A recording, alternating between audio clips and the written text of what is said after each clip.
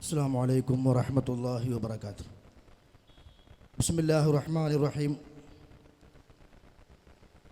الحمد لله رب العالمين.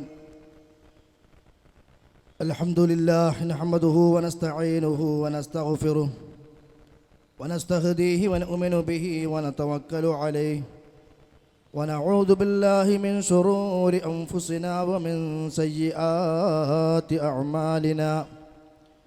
من يهده الله فلا مضل له ومن يضلل فلا هادي له وأشهد أن لا إله إلا الله وحده لا شريك له وأشهد أن محمدا عبده ورسوله أرسله بالهدى ودين الحق ليظهره على الدين كله ولو كره المشركون.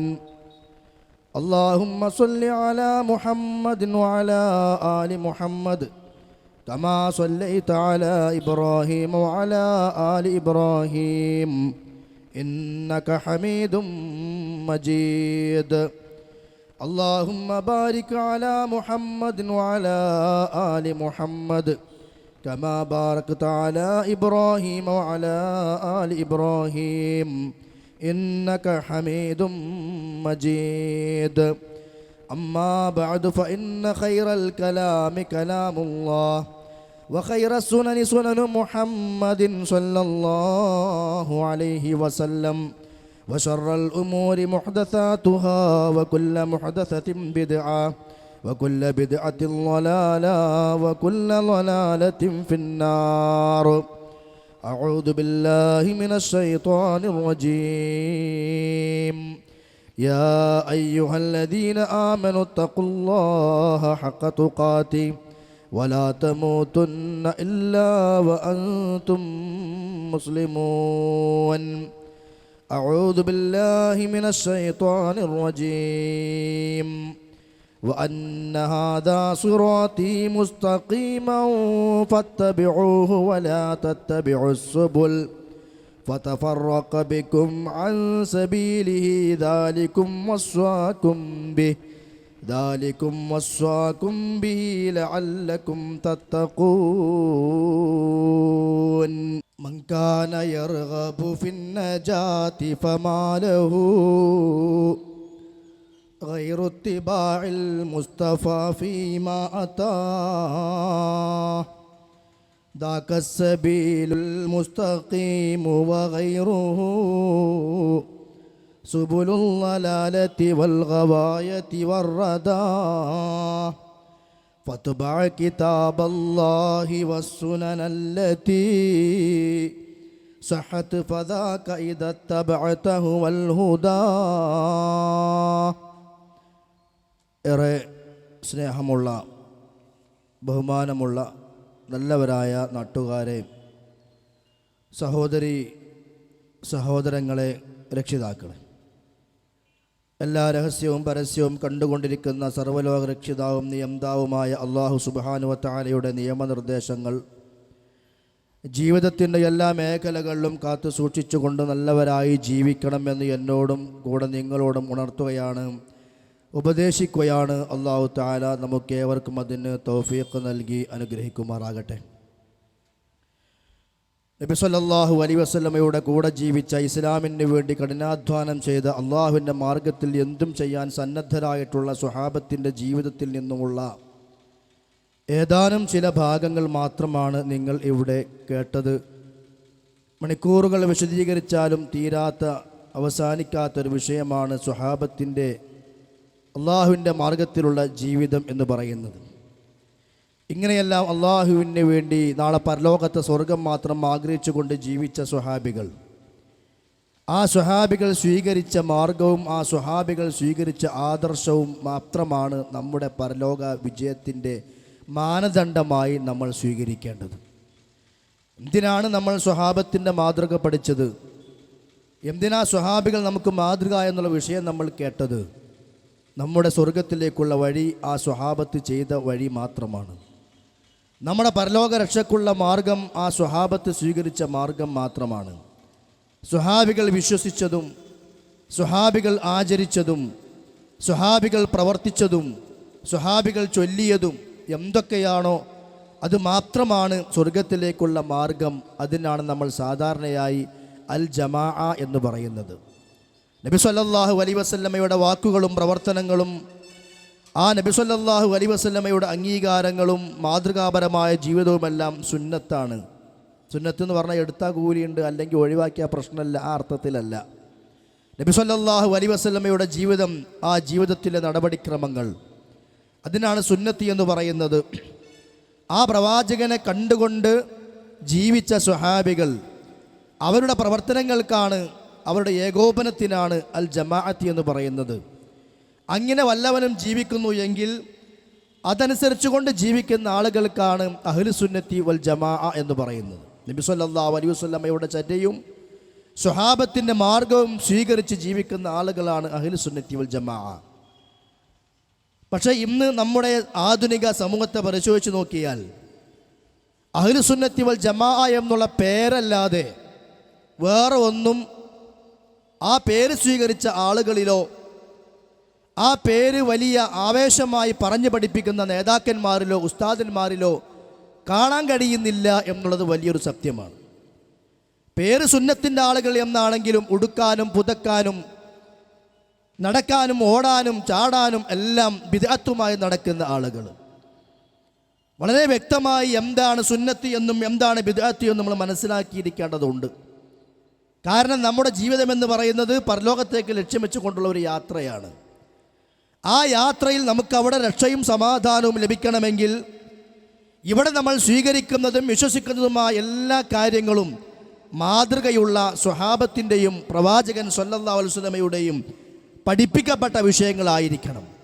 ഏതെങ്കിലും കാലഘട്ടങ്ങളിൽ ഏതെങ്കിലും ആളുകൾ തോന്നിയത് ഉണ്ടാക്കുകയും ഇതെല്ലാം മതത്തിൻ്റെ ഭാഗമാണെന്ന് പറഞ്ഞുകൊണ്ട് സുന്നത്തി ജമാഅത്തിൻ്റെ അക്കൗണ്ടിലേക്ക് വരവെക്കുകയും ചെയ്താൽ അത് ഉണ്ടാക്കിക്കൊണ്ടുവരുന്ന പുരോഹിതന്മാർക്ക് അതുകൊണ്ട് ഭൗതികമായ ഗുണങ്ങൾ അവർക്ക് കിട്ടേണ്ടത് കിട്ടുമെന്നുള്ളതല്ലാതെ സത്യവിശ്വാസികളായ മൂമിനുകളായ ആളുകൾക്ക് പരലോകത്തേക്ക് ഒരു ഗുണവും കിട്ടാൻ പോകുന്നില്ല.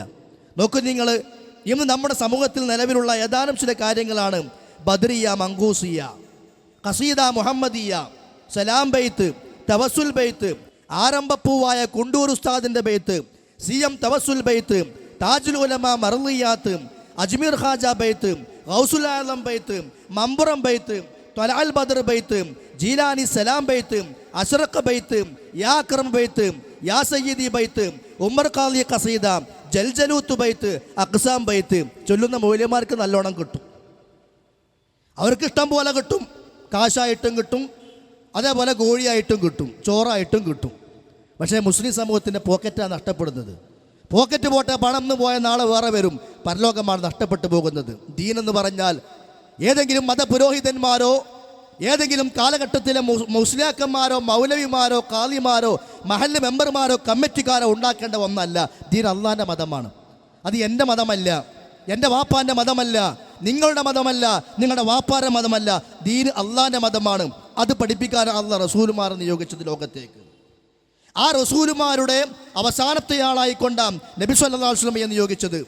ആ നബി സല്ലല്ലാഹു അലൈഹി വസല്ലം എന്തൊന്നാണോ ദീനായി ഇവിടെ പഠിപ്പിച്ചത് അത് മാത്രമേ ദീനുള്ളൂ, വേറെ ഒന്നും ദീനല്ല. കാരണം ദീനെന്ന് പറയുന്നത്, ഇസ്ലാം എന്ന് പറയുന്നത് സ്വർഗത്തിലേക്കുള്ള മാർഗമാണ്. സ്വർഗത്തിന് മാർഗം പറഞ്ഞു തരേണ്ടത് ആ സ്വർഗം സൃഷ്ടിച്ച അള്ളയാണ്. അതുകൊണ്ട് തന്നെ മതപരമായ ഏത് കാര്യത്തിലും ആചാര അനുഷ്ഠാന മേഖലകളിൽ, അത് നമസ്കാരമാകട്ടെ, നോമ്പാകട്ടെ, സകാത്താകട്ടെ, അല്ലെങ്കിൽ ദിക്റാകട്ടെ, ദുആയാകട്ടെ, സ്വലാത്താകട്ടെ, അവിടെയെല്ലാം ഇസ്ലാമിൻ്റെ കൃത്യമായ നിർദ്ദേശങ്ങളുണ്ട്. ആ നിർദ്ദേശങ്ങൾക്കപ്പുറം തെന്നി നീങ്ങാൻ ഒരു വിശ്വാസിക്ക് അധികാരമില്ല. അല്ലാഹു സുബ്ഹാനഹു വ തആല ചോദിക്കുകയാണ് സൂറത്ത് ശൂറയുടെ 21-ാമത്തെ ആയത്തിലൂടെ, അം ലഹും ശുറകാഉ ശറഉ ലഹും മിനദ്ദീനി മാ ലം യഅ്ദൻ ബിഹില്ലാഹ്, അവർക്ക് വല്ല പങ്കാളികളുമുണ്ടോ? ശറഉ ലഹും മിനദ്ദീനി, ദീനിൽ പുതിയ ശറഉ ഉണ്ടാക്കാൻ, പുതിയ നിയമമുണ്ടാക്കാൻ, മാ ലം യഅ്ദൻ ബിഹില്ലാഹ്, അള്ളാഹിൻ്റെ അനുമതിയില്ലാതെ, അള്ളാഹുവിൻ്റെ അനുമതിയില്ലാതെ മതത്തിൽ പുതിയ നിയമങ്ങൾ ഉണ്ടാക്കാൻ വല്ല പങ്കാളികളും അവർക്കുണ്ടോ? അള്ളാഹിൻ്റെ ചോദ്യമാണ്. ഒരാൾക്കും അനുവാദമില്ല. ആർക്ക് പോലും, നബി സല്ലല്ലാഹു അലൈഹി വസല്ലമക്ക് പോലും അനുവാദമില്ല ദീനിൽ പുതിയ നിയമമുണ്ടാക്കാൻ. ഉള്ള നിയമത്തെ മാറ്റം വരുത്താനും അള്ളാഹിൻ്റെ അനുമതിയില്ലാതെ പ്രവാചകൻ സല്ലല്ലാഹു അലൈഹി വസല്ലമക്ക് പോലും അധികാരമില്ല. പ്രവാചകൻ മദീനയിലേക്ക് ഹിജ്റ പോയി മാസങ്ങളോളം ബൈത്തുൽ മുഖദ്ദസിലേക്ക് ഫലസ്തീനിലേക്ക് തിരിഞ്ഞാണ് നമസ്കരിച്ചിരുന്നത്. മുശ്രിക്കുകൾ കളിയാക്കുന്നുണ്ട്, നീ ഇബ്രാഹിം നബിൻ്റെ ആളാന്ന് പറഞ്ഞിട്ട് എന്താ ഇങ്ങോട്ട് തിരിയുന്നത്? നീ മക്കത്തേക്കല്ല തിരിയേണ്ടത്, അവിടെ അല്ലേ ഇബ്രാഹിം നബിൻ്റെ ആളുകൾ എന്ന് പറയുമ്പോൾ അവിടെ അല്ലേ കാബ ഉള്ളത്. ജൂതന്മാരും പറയാറുണ്ട്, നീ എന്തിനാ ഫലസ്തീനിലേക്ക് തിരിഞ്ഞ് നമസ്കരിക്കുന്നത്? അവിടെ ഞങ്ങളുടെ പ്രവാചകന്മാരല്ലേ, നീ തിരിയേണ്ടത് മക്കയിലേക്കല്ലേ എന്ന് പറഞ്ഞുകൊണ്ട് പരിഹസിക്കുക ജൂതന്മാരും മുശ്രിക്കുകളും. എന്താ നബി സ്വല്ലല്ലാഹു അലൈഹി വസല്ലം ചെയ്തത്? എന്നാൽ നമുക്കൊരു പണി ചെയ്യാം, നാളെ മുതൽ എല്ലാവരും ഇങ്ങോട്ട് തിരിഞ്ഞോളൂ എന്ന് പറഞ്ഞോ? പറഞ്ഞില്ല. കാരണം എന്താ? റസൂൽ സമസ്തയല്ല. ആ പ്രവാചകൻ സ്വല്ലല്ലാഹു അലൈഹി വസല്ലം അള്ളാഹിൻ്റെ വഹയി കിട്ടാൻ കാത്തുനിന്നു. അവസാനം ആയത്തിറങ്ങി. എന്താണ് ആയത്ത്? ഖദ് നറാ തഖല്ലുബ വജ്ഹിക ഫിസ്സമാ ഫലനുവല്ലിയന്നക ഖിബ്ലതൻ തർലാഹാ ഫവല്ലി വജ്ഹക ശത്റൽ മസ്ജിദിൽ ഹറാം. പ്രവാചകരെ, ആകാശത്തേക്ക് നിങ്ങൾ കണ്ണും നട്ട് നോക്കിയിരിക്കുന്ന നമ്മൾ കാണുന്നുണ്ട്, അതുകൊണ്ട് ഇനി നിങ്ങൾ കാബയിലേക്ക് തിരിഞ്ഞുകൊള്ളുക. ആയത്തിറങ്ങി. ആ ആയത്തിറങ്ങിയപ്പോഴാണ് നബി സല്ലല്ലാഹു അലൈഹി വസല്ലമ പിന്നെ കാബയിലേക്ക് തിരിഞ്ഞ് നമസ്കരിക്കുന്നത്. കാബയിലേക്ക് ഖിബ്ല മാറ്റുന്നത് അങ്ങനെയാണ്. ഇനി കൂട്ടത്തിലൊരു കാര്യം കൂടി പറിക്കുക. മതത്തിൽ പുതിയ പുതിയ കാര്യങ്ങൾ ഉണ്ടാക്കുന്നതോടൊപ്പം വേറെ ഒരു ടീമുണ്ട്. അവരുടെ സ്വഭാവം എന്താ വെച്ചാൽ ഹദീസിലുള്ളതും സ്വീകരിക്കാത്തൊരവസ്ഥ. അത് നമ്മുടെ ബുദ്ധിക്കൊന്നും പറ്റൂല, അത് നമ്മുടെ യുക്തിക്കൊന്നും യോജിക്കൂല, അത് ഈ കാലഘട്ടത്തിലേക്കൊന്നും പറ്റൂല, അത് ഒരു സ്വഹാബി പറഞ്ഞതാ എന്ന് പറഞ്ഞുകൊണ്ട് പ്രവാചകന്റെ വചനങ്ങൾ നിഷേധിക്കുന്ന, പരിഹസിക്കുന്ന, തള്ളിക്കളയുന്ന ആളുകൾ, അതിപ്പോൾ ഒരു മുസ്ലിമിന് യോജിച്ച കാര്യമല്ല. ഇവിടെ നോക്കൂ നിങ്ങൾ, ഈ ആയത്തിറങ്ങി കഅബയിലേക്ക് തിരിയാൻ. എന്നിട്ടോ നബി സല്ലല്ലാഹു അലൈഹി വസല്ലമയുടെ കൂടെ സ്വഹാബിമാർ മദീനത്തെ പള്ളിയിൽ അസ്ർ നമസ്കരിച്ചു. ഒരു സ്വഹാബി നമസ്കാരം കഴിഞ്ഞിട്ട് കുറച്ചങ്ങോട്ട് പോയി നോക്കുമ്പോൾ മറ്റൊരു പള്ളിയിൽ അവിടെ സ്വഹാബിമാർ ബൈത്തുൽ മുഖദ്ദസിലേക്ക് തിരിഞ്ഞ് നമസ്കരിക്കുകയാണ്. എന്തേ കാരണം? ആയത്തിറങ്ങിയതോ ഖിബ്ല മാറിയതോ നബി സല്ലല്ലാഹു അലൈഹി വസല്ലമ സ്വഹാബികളെ കൊണ്ട് അങ്ങോട്ട് തിരിഞ്ഞ് നമസ്കരിച്ചതൊന്നും ഈ പള്ളിയുള്ള സ്വഹാബിമാർ അറിഞ്ഞിട്ടില്ല. അതിനുള്ള കാരണം ഇന്നത്തെ ഔലിയാക്കന്മാരെ പവർ അന്നത്തെ ഔലിയാക്കന്മാർക്കില്ല. അതുകൊണ്ടാണ്. ഇന്നിപ്പോൾ അങ്ങനെ, ഇന്ന് പ്രശ്നമൊന്നുമില്ല. ഇന്ന് കുപ്പിക്കകത്തുള്ള വസ്തുവിനെ പോലെ കാൺമാ ഞാൻ നിങ്ങളുടെ കൽബാഗമെന്നോവർ, കൺകൊണ്ട് കണ്ടതും കണ്ണിൽ പെടാത്തതും കൺകൊണ്ട് കണ്ടപ്പോൾ കാട്ടി പറഞ്ഞോവർ എല്ലാം കാണും, ഒരു പ്രശ്നവുമില്ല. ഇന്നത്തെ ഔലിയാക്കന്മാർക്ക് ഭയങ്കര പവറാണ്. പക്ഷേ ആ ബദ്രീങ്ങൾക്കും ഹുദീങ്ങൾക്കും ആ ജാതി പവറൊന്നുമില്ല. അവർ പാവങ്ങളാണ്. അവരിവിടെ മദീനത്ത് വഹയി ഇറങ്ങിയതും റസൂൽ സ്വല്ലല്ലാഹു അലൈഹി വസല്ലമയുടെ ഖിബ്ലയുടെ കാബയിലേക്ക് മാറ്റിയൊന്നും അവരറിഞ്ഞിട്ടില്ല. അവർ ബൈത്തുൽ മുഖദ്ദസിലേക്ക് തിരിഞ്ഞ് നമസ്കരിക്കുകയാണ്.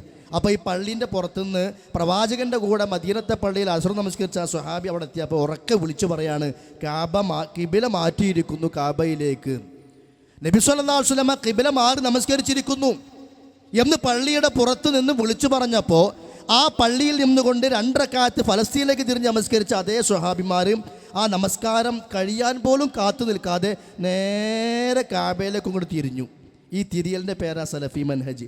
ഇന്നും അത് തിരിയാത്ത ആളുകളുണ്ട്. ഇങ്ങനെ തിരിഞ്ഞല്ല, ഒരൊറ്റ തിരിയൽ നമസ്കരിച്ചു കൊണ്ടിരിക്കാം, നമസ്കാരം കഴിയട്ടെ എന്ന് പറഞ്ഞ് കാത്തു നിന്നില്ല. ഇതൊന്ന് ചോദിച്ചിട്ട് വേണം, അന്വേഷിച്ചിട്ട് വേണം എന്ന് പറയാൻ അവർ തയ്യാറായില്ല. ഞങ്ങളുടെ സംഘടനയുടെ നേതാവ് എന്ത് പറയുന്നു എന്നിട്ട് വേണം ഇത് ചെയ്യാൻ തീരുമാനിച്ചില്ല. പ്രവാചകൻ ചെയ്തു എന്ന് കേട്ടപ്പോൾ ഉടനെ തിരിഞ്ഞു എങ്കിൽ ആ തിരിയലിൻ്റെ പേരാണ് സലഫി മൻഹജ്. അങ്ങനെ ആ പ്രവാചകന്റെ ഹദീസുകൾ സ്വീകരിക്കേണ്ടത്. നബി സല്ലല്ലാഹു അലൈഹി വസല്ലം ചെയ്തു, നബി സല്ലല്ലാഹു അലൈഹി വസല്ലം പറഞ്ഞു എന്ന് കേൾക്കുമ്പോഴേക്കിനും അതിനെ സ്വീകരിക്കുന്ന സമിഅന വ അതഅന എന്ന് പറയുന്ന ഒരു പ്രകൃതം, അതാണ് ഹദീസുകളുടെ നേർക്ക് നമുക്ക് വേണ്ടത്. അത് മറ്റൊരു വിഷയമാണ്. ഏതായാലും ആ ഹദീസുകളിൽ വരാത്ത പുതിയ ആചാരങ്ങൾ ലോകത്താർക്കും ഉണ്ടാക്കാൻ അനുവാദമില്ല, ഒരാൾക്കും അനുവാദമില്ല, എത്ര വലിയ ആളുകളാണെങ്കിലും ശരി. സഹോദരങ്ങളെ, ഇത് വലിയ അപകടമുള്ള വിഷയമാണ്. ഇപ്പോൾ ഇതാ ഈ പള്ളി നിങ്ങൾ ബാങ്ക് കേട്ടു, ഞാൻ തുറന്നു പറയട്ടെ, ആ വിഷയത്തിൽ ബേജാറൊന്നുമില്ല. നമ്മൾ ഈ പള്ളിയിൽ നിന്ന് ബാങ്ക് കേട്ടു, എന്താ തുടങ്ങിയത്? അല്ലാഹുമ്മ സ്വല്ലി അലാ സയ്യിദിനാ മുഹമ്മദി വഅലാ ആലി മുഹമ്മദ്, എന്നിട്ട് അല്ലാഹു അക്ബർ അല്ലാഹു അക്ബർ അല്ലേ? അള്ളാഹിൻ്റെ റസൂല് പഠിപ്പിച്ച ബാങ്കുമായി ബന്ധപ്പെട്ട ഏതെങ്കിലും ഒരു ഹദീസിലും ഒരു മുസ്ലിംക്ക് കൊണ്ടുവരാൻ പറയോ? ബാങ്കിന് മുമ്പ് സ്വലാത്ത് പറയുന്ന ഹദീസ് ഇതാ കൊണ്ടുവരാൻ കഴിയോ? ഇല്ല. അപ്പം എന്താ? അള്ളാഹിൻ്റെ ദീനിൽ കൃത്രിമം കാണിക്കുക, അള്ളാഹിൻ്റെ ദീനെ നശിപ്പിക്കുകയാണത്. അള്ളാഹുവിൻ്റെ പ്രവാചകൻ സ്വല്ലല്ലാഹു അലൈഹി വസല്ലം ബാങ്ക് അല്ലാഹു അക്ബർ കൊണ്ട് തുടങ്ങണമെന്ന് പറയുമ്പോൾ അല്ല, ഞങ്ങൾ സ്വലാത്ത് കൊണ്ടേ തുടങ്ങുമെന്ന് പറഞ്ഞാൽ അള്ളാഹിൻ്റെ റസൂലിനോട് കാണിക്കുന്നത് ധിക്കാരല്ലേ അത്? അതല്ലാതെ സ്വലാത്തിന് മോശം ഉണ്ടായിട്ടൊന്നുമല്ല. ഇത് പറയുമ്പോൾ സാധാരണ തെറ്റിദ്ധരിപ്പിക്കലാണ്. വഹാബികൾക്ക് സ്വലാത്തിനോട് ഭയങ്കര വെറുപ്പാണ്. വെറുപ്പൊന്നുമില്ല, ഭയങ്കര സ്നേഹ, പക്ഷെ കച്ചവടം നടത്തലില്ല എന്ന് മാത്രം. അതുകൊണ്ട് ഞങ്ങളെ സ്വലാത്തുങ്ങളെ അറിയില്ല. ഞങ്ങൾ സ്വലാത്ത് ചെയ്യല്ലോ നബി സ്വല്ലല്ലാഹു അലൈഹി വസല്ലമയുടെ പേര് കേൾക്കുമ്പോൾ. അതിനിങ്ങനെ ഉസ്താദ് വരാൻ കാത്തുക്കൊന്നുമില്ല. അതിന് കോണോമ്പാറക്ക് കൊണ്ടുപോകേണ്ട ആവശ്യമില്ല, അത് കച്ചവടക്കാർ കൊണ്ടുപോവുകയാണ്. സ്വലാത്ത് വെറുതെ ചൊല്ലിയാലും കോണോമ്പാറ പോയി ചൊല്ലിയാലും ദൂരം ഒന്ന് തന്നെ അള്ളാഹിൻ്റെ അടുക്കലേക്ക്. അള്ളാഹ്ക്കൊക്കെ കണക്കാ. പിന്നെ എന്തിനാ അങ്ങോട്ട് കൊണ്ടുപോകണത്? അത് ദീന് കൊണ്ട് കച്ചവടം നടത്തുന്ന ആ നിലക്ക് കുറേ പേരിൻ്റെ അവസാനത്തിൽ തങ്ങളെന്ന് പേരിട്ട് കഴിഞ്ഞാൽ എന്തും നടത്താം എന്ന് തെറ്റിദ്ധരിച്ചു പോയ ആളുകളുണ്ട്. അവർക്ക് നമ്മുടെ പൈസ കൊണ്ടുപോയി കൊടുക്കരുത്. അതിന് എന്തുവാണെന്നറിയോ? അള്ളാഹിനെ ദീന് പഠിക്കണം. എൻ്റെ ദീന് ഖുർആനും ഹദീസുമാണ്. ഞാൻ മടങ്ങി ചെല്ലേണ്ടത് എൻ്റെ റബ്ബിൻ്റെ കോടതിയിലേക്കാണ്. മറ്റൊരാളും എനിക്ക് പ്രശ്നമല്ല എന്ന നിയ്യത്തോടുകൂടി അള്ളാഹിനെ മാത്രം പേടിച്ച് ജീവിക്കുന്നവർക്കും അള്ളാഹ് പഠിപ്പിച്ചത് ദീനാകൂ എന്ന് മനസ്സിലാക്കിയ ആളുകൾക്ക് മാത്രമേ അതിന് സാധിക്കുള്ളൂ. മറ്റൊക്കെ ചൂഷണങ്ങളാ പുരോഹിതന്മാർ ഓരോ കാലഘട്ടത്തിലും ഉണ്ടാവും, എല്ലാ കാലത്തും ഉണ്ടായിട്ടുണ്ട്. അത് അള്ളാഹ് പഠിപ്പിച്ചിട്ടുണ്ട്. യാ അയ്യുഹല്ലദീന ആമനൂ ഇന്ന കസീറൻ മിനൽ അഹ്ബാരി വറുഹ്ബാനി ലയഅകുലൂന അംവാലൻ നാസ് ബിൽ ബാത്തിൽ. അന്യായമായി ജനങ്ങളുടെ സ്വത്ത് പൂജിക്കുന്ന ആളുകൾ അള്ളാഹിന്റെ മാർഗത്തിൽ തടയും ചെയ്യുക. പഠിപ്പിക്കേണ്ടത് പഠിപ്പിക്കൂല, സുന്നത്തുകൾ ആർക്കും അറിയില്ല, എല്ലാ ബിദ്അത്തിനും നേതൃത്വം കൊടുക്കും. എന്നിട്ട് ജനങ്ങളിൽ നിന്ന് എങ്ങനെയൊക്കെ സമാഹരിക്കാൻ സാധിക്കുമോ അതൊക്കെ ചെയ്യുന്നുണ്ടല്ലേ. കൈ മുത്താൻ കൊടുത്ത് പൈസ വാങ്ങുന്നത്, ദസ്വി ആട്ടിയിട്ട് കാശ് വാങ്ങുന്നത്, മറ്റൊരാളുടെ മൂക്ക് തുടച്ച പച്ചമുണ്ട് ഇവിടെ കൊടുത്തിട്ട് അത് മടക്കാൻ കൊടുത്തിട്ട് പൈസ വാങ്ങുന്നത്, ഇതൊക്കെ പണ്ഡിത പുരോഹിതന്മാരാ ചെയ്യുന്നത്. അള്ളാഹിന്റെ ദീനിൻ്റെ പേരിൽ പാവങ്ങളായ അറിവില്ലാത്ത ആളുകളെ ചൂഷണം ചെയ്യുന്ന വ്യത്യസ്തങ്ങളായ ഏർപ്പാടുകളാണ്. ഈ ബാങ്കിൻ്റെ മുമ്പത്തെ സ്വലാത്ത് ഒരൊറ്റ ഹദീസിലും ഇല്ല എന്ന് മാത്രമല്ല, ഈ ഒരു ചോദ്യം പിന്നെ പണ്ട് സമസ്തയുടെ നേതാക്കന്മാർക്ക് വന്നു. അതായത് AP വിഭാഗം സമസ്തയുടെ മുഫ്തിയാണ് പിന്നെ പൊന്മള അബ്ദുൽ ഖാദർ മുസ്ലിയാർ. അദ്ദേഹത്തോടൊരു ചോദ്യം. എന്താ ചോദ്യം? ബാങ്കിന് മുമ്പ് ചില സ്ഥലങ്ങളിൽ ഒരു സ്വലാത്ത് കാണപ്പെടുന്നു, ഇത് അനുവദനീയമാണോ എന്ന ചോദ്യം ചോദിച്ചപ്പോൾ ഫതാവ മുഹയ്യസുന്നയിൽ പൊന്മള അബ്ദുൽ ഖാദർ മുസ്ലിയാർ കൊടുക്കുന്ന മറുപടി എന്താണ്? ഇതേ ചോദ്യം മുമ്പ് ഇബ്നു ഹജറുൽ ഹൈത്തമിയോട് ചോദിക്കപ്പെട്ടു. ആരാ ഇബ്നു ഹജർ? സൈനുദ്ദീനുൽ മഖ്ദൂമി പൊന്നാനി, അദ്ദേഹത്തിൻ്റെ ഉസ്താദ ഇബ്നു ഹജറുൽ ഹൈത്തമി.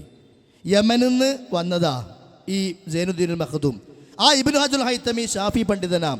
അതുകൊണ്ടാണ് കേരളത്തിൽ ഷാഫി മദ്ഹബ് പ്രചരിച്ചത് ഷാഫി മദ്ഹബ് ആണെങ്കിലും ആളുകൾ ചെയ്യുന്നത് ഷാഫി മദ്ഹബ് അല്ല കേട്ടോ, അത് വേറെ വിഷയം. ഷാഫി മദ്ഹബും സമസ്തക്കാരും തമ്മിലൊരു ബന്ധവുമില്ല. അപ്പോൾ ഏതായാലും ആ ഇബ്നു ഹജറുൽ ഹൈത്തമിയോട് ഇങ്ങനെ ഒരു ചോദ്യം ചോദിക്കപ്പെട്ടു. എന്ത്? ബാങ്കിന് മുമ്പ് സ്വലാത്ത് ചൊല്ലുന്ന ഏർപ്പാട് അത് ശരിയാണോ, സുന്നത്താണോ? എന്താ ഇബ്നു ഹജർ കൊടുത്ത മറുപടി? ബാങ്കിന് മുമ്പ് പ്രത്യേകം പുണ്യം ലഭിക്കുമെന്ന ഉദ്ദേശത്തോടു കൂടി വല്ലവനും സ്വലാത്ത് ചൊല്ലിയാൽ അത് തടയപ്പെടേണ്ടതാണ്. കാരണം പ്രവാചകന്റെ ഹദീസുകളിലോ കർമ്മശാസ്ത്ര പണ്ഡിതന്മാരുടെ ഗ്രന്ഥങ്ങളിലോ അങ്ങനെ ഒരു ഹദീസ് കാണുക സാധ്യമല്ല. ഇബ്നു ഹജർ പറഞ്ഞതാ. അതിൻ്റെ പേരാ ബിദ്അത്ത്. അല്ലാതെ ബിദ്അത്ത് എന്ന് പറഞ്ഞാൽ കത്തിക്കുത്തും കള്ളുടിക്കലൊന്നല്ല, അത് ഹറാം, അത് വേറുണ്ട്. അത് സ്വലാത്തല്ലേ, പിന്നെങ്ങനെ ബിദ്അത്താകാം?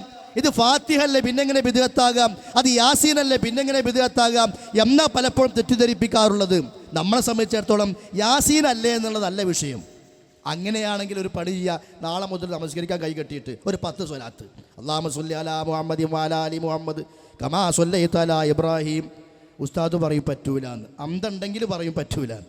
എന്താ പറ്റാത്തത് ഉസ്താദെ? സ്വലാത്തല്ലേ. എന്താ സ്വലാത്ത് മോശ? സ്വലാത്തിന് എന്താ പുണ്യല്ലേ? സ്വലാത്തിന് എന്താ പ്രതിഫലല്ലേ? നമുക്ക് ചോദിക്കുക, തിരിച്ചങ്ങോട്ട് ചോദിക്കുക, ഇഷ്ടം പോലെ ചോദിക്കുക. അല്ലാതെ എന്നാലും പറ്റൂല. എന്തുകൊണ്ട് പറ്റൂല? അത് പ്രവാചകന് പഠിപ്പിച്ച നമസ്കാരത്തിൻ്റെ തുടക്കത്തിൽ ദുആഉൽ ഇസ്തിഫ്താഹ് വജ്ഹതു വജ്ഹിയ എന്നാണ്, അല്ലെങ്കിൽ അല്ലാഹുമ്മ ബായിദ് ബൈനി എന്നാണ്, അല്ലെങ്കിൽ സുബ്ഹാനക്കല്ലാഹുമ്മ റബ്ബനാ വബിഹംദിക, അങ്ങനെയൊക്കെയുള്ള ദുആകളാണ്. സ്വലാത്ത് തുടക്കത്തിൽ ഇല്ല കേട്ടോ. സ്വലാത്ത് നമസ്കാരത്തിന് അവസാനം അത്തഹിയാത്തിലേ ഉള്ളൂ. അതുകൊണ്ട് തുടക്കത്തിൽ പറ്റൂല എന്നാണ് വിവരമുള്ള ഉസ്താദുമാർ പറയേണ്ടത്. അങ്ങനെ പറയുകയാണെങ്കിൽ ചോദിക്കണം, അങ്ങനെ തന്നെയല്ലേ ഉസ്താദെ ബാങ്കിൻ്റെ കാര്യവും? നിങ്ങൾ പറഞ്ഞല്ലോ ഇപ്പോൾ സ്വലാത്ത് കുഴപ്പമുണ്ടായിട്ടല്ല പറ്റൂല എന്ന് നിങ്ങൾ പറയാൻ കാരണം. നേരെ മറിച്ച് അവിടെ പ്രവാചകൻ പഠിപ്പിച്ച നമസ്കാരത്തിൽ സ്വലാത്ത് കൊണ്ടല്ല തുടങ്ങിയത്, വജ്ഹത്ത് കൊണ്ടാണ്. അതുകൊണ്ട് അങ്ങനെ പറ്റൂ എങ്കിൽ പ്രവാചകൻ പഠിപ്പിച്ച ബാങ്കിൻ്റെ മുമ്പ് ഒരു സ്വലാത്തുള്ള ഏതെങ്കിലും ഹദീസുകൾ കൊണ്ടുവന്ന് തരുമെന്ന് ചോദിച്ചാൽ ഒരൊറ്റ മുസ്ലിയാർക്കും കൊണ്ടുവരാൻ കഴിയില്ല. പിന്നെന്താ അതിൻ്റെ പേര്? അതിനാ പറയാം ബിദ്അത്ത്. ആ ബിദ്അത്ത് എല്ലാം ചെയ്യുക. എന്നിട്ടോ പേര് മറ്റോനാ, ഓ ബിദ്അയാണ്, ഓൻ അഹ്ലുൽ ബിദ്അത്തിൻ്റെ ആളാ, ഓൻ ബിദ്അത്തിൻ്റെ ആളാണ്. നമ്മൾ നല്ല സുന്നത്ത് ജമാഅത്തിൻ്റെ ആളും. സുന്നത്തേറ്റും ബന്ധമല്ല, ജമാഅത്തേറ്റും ബന്ധമല്ല. അതുകൊണ്ട് ഈ വിഷയം നമ്മൾ ശരിക്കും പഠിക്കണം. അള്ളാഹിൻ്റെ ദീനിൽ എത്ര ചെറിയ കാര്യമാണെങ്കിൽ പോലും നമ്മുടെ ഇഷ്ടപ്രകാരം വരാൻ പറ്റില്ല. നബി സല്ലല്ലാഹു അലൈഹി വസല്ലം പഠിപ്പിക്കുകയാണ് ഒരു സ്വഹാബിക്ക് ഒരു ദുആ, രാത്രി കടന്നുറങ്ങുമ്പോൾ നീ ചൊല്ലേണ്ട ദുആ ഇതാണ്. ഏതാ? ആമൻതു ബി കിതാബിക്കല്ലദി അൻസൽത വ നബിയിക്കല്ലദി അർസൽത എന്ന അവസാനിക്കുന്ന ഒരു ദുആ ഉണ്ട്. വലിയ ദുആയാണ്. ബിസ്മിക റബ്ബി വദഅതു ജംബി വബിക അർഫഉഹു ഇൻ അംസകത നഫ്സി ഫർഹംഹാ വഇൻ അർസൽതഹാ ഫഹ്ഫദ്ഹാ ബിമാ തഹ്ഫദു ബിഹി ഇബാദക സ്വാലിഹീൻ അല്ലാഹുമ്മ ഇന്നി അസ്ലംതു നഫ്സി ഇലൈക വജ്ജഹ്തു വജ്ഹി ഇലൈക ഫവ്വൽതു അംരി ഇലൈക എന്നിങ്ങനെ പോയിട്ട് അവസാനം ആമൻതു ബി കിതാബിക്കല്ലദി അൻസൽത വ നബിയിക്കല്ലദി അർസൽത. ഇത് പഠിപ്പിച്ചു കൊടുത്തപ്പോൾ ആ സ്വഹാബി അത് ഏറ്റു ചൊല്ലിയപ്പോൾ സ്വഹാബി പറഞ്ഞു വ റസൂലിക്കല്ലദി അർസൽത വ നബിയിക്കല്ലദി അർസൽത എന്നുള്ള ദുആ ചൊല്ലേണ്ടതിന് പകരം ആ നബീക്ക എന്ന പദത്തിന് പകരം വ റസൂലിക്ക എന്ന് വന്നു പോയപ്പോൾ നബി സ്വല്ലല്ലാഹു അലൈഹി വസല്ലം പറഞ്ഞു പറ്റൂല, ഞാൻ നബീക്ക എന്ന് പഠിപ്പിച്ചാൽ നബീക്ക എന്ന് തന്നെ പറയണം, അവിടെ റസൂലിക്ക എന്ന് പാടില്ല. നോക്കൂ നിങ്ങൾ എത്രത്തോളം ഗൗരവമുണ്ട് ഈ വിഷയത്തിന്. എന്നിട്ടാണ് സ്വലാത്തിൻ്റെ പേര് പറഞ്ഞുകൊണ്ട് കൻസുൽ അർഷ്, താജു സ്വലാത്ത്, സ്വലാത്തുൽ ആലം, സ്വലാത്തുസ്മുൽ ആലം, ഒരുപാട് കള്ള വ്യാജ സ്വലാത്തുകൾ. എന്തിനാ അതൊക്കെ എന്നറിയോ? ഇതൊന്നും സാധാരണക്കാരനറിയില്ല. ഇതൊക്കെ ചൊല്ലണമെങ്കിൽ ഇവർ തന്നെ വരണം, ഫ്രീ ആയിട്ട് ചൊല്ലൂല, പൈസയും കൊടുക്കണം. അപ്പം ബിദ്അത്ത് വന്നാൽ ചൂഷണമാണ്, ബിദ്അത്ത് വന്നാൽ ആളുകളെ പറ്റിക്കലാണ്. അതിനാണ് പൗരോഹിത്യം ഓരോ കാലഘട്ടത്തിലും ശ്രമിച്ചത്. അതുകൊണ്ടാണ് അള്ളാഹ് പറഞ്ഞത് നിങ്ങൾ അങ്ങനത്തെ ആളുകളെ റബ്ബുകളായി സ്വീകരിക്കാൻ പാടില്ല. റബ്ബായി സ്വീകരിക്കാന്ന് പറഞ്ഞാൽ പണ്ഡിതന്മാർ റബ്ബാണ് എൻ്റെ എന്ന് പറയലല്ല, നേരെ മറിച്ച് അവർ ഹലാല് ഹറാമെന്ന് പറഞ്ഞാൽ ആ എന്ന് പറഞ്ഞ് സമ്മതിച്ചു കൊടുക്കുക, ഹലാല് ഹറാമെന്ന് പറഞ്ഞാൽ ആ എന്ന് പറഞ്ഞ് സമ്മതിച്ചു കൊടുക്കുക. അങ്ങനെ പറ്റൂല എന്നാ. അതുകൊണ്ട് പ്രമാണം അനുസരിച്ച് കൊണ്ടാണ് ജീവിക്കേണ്ടത്.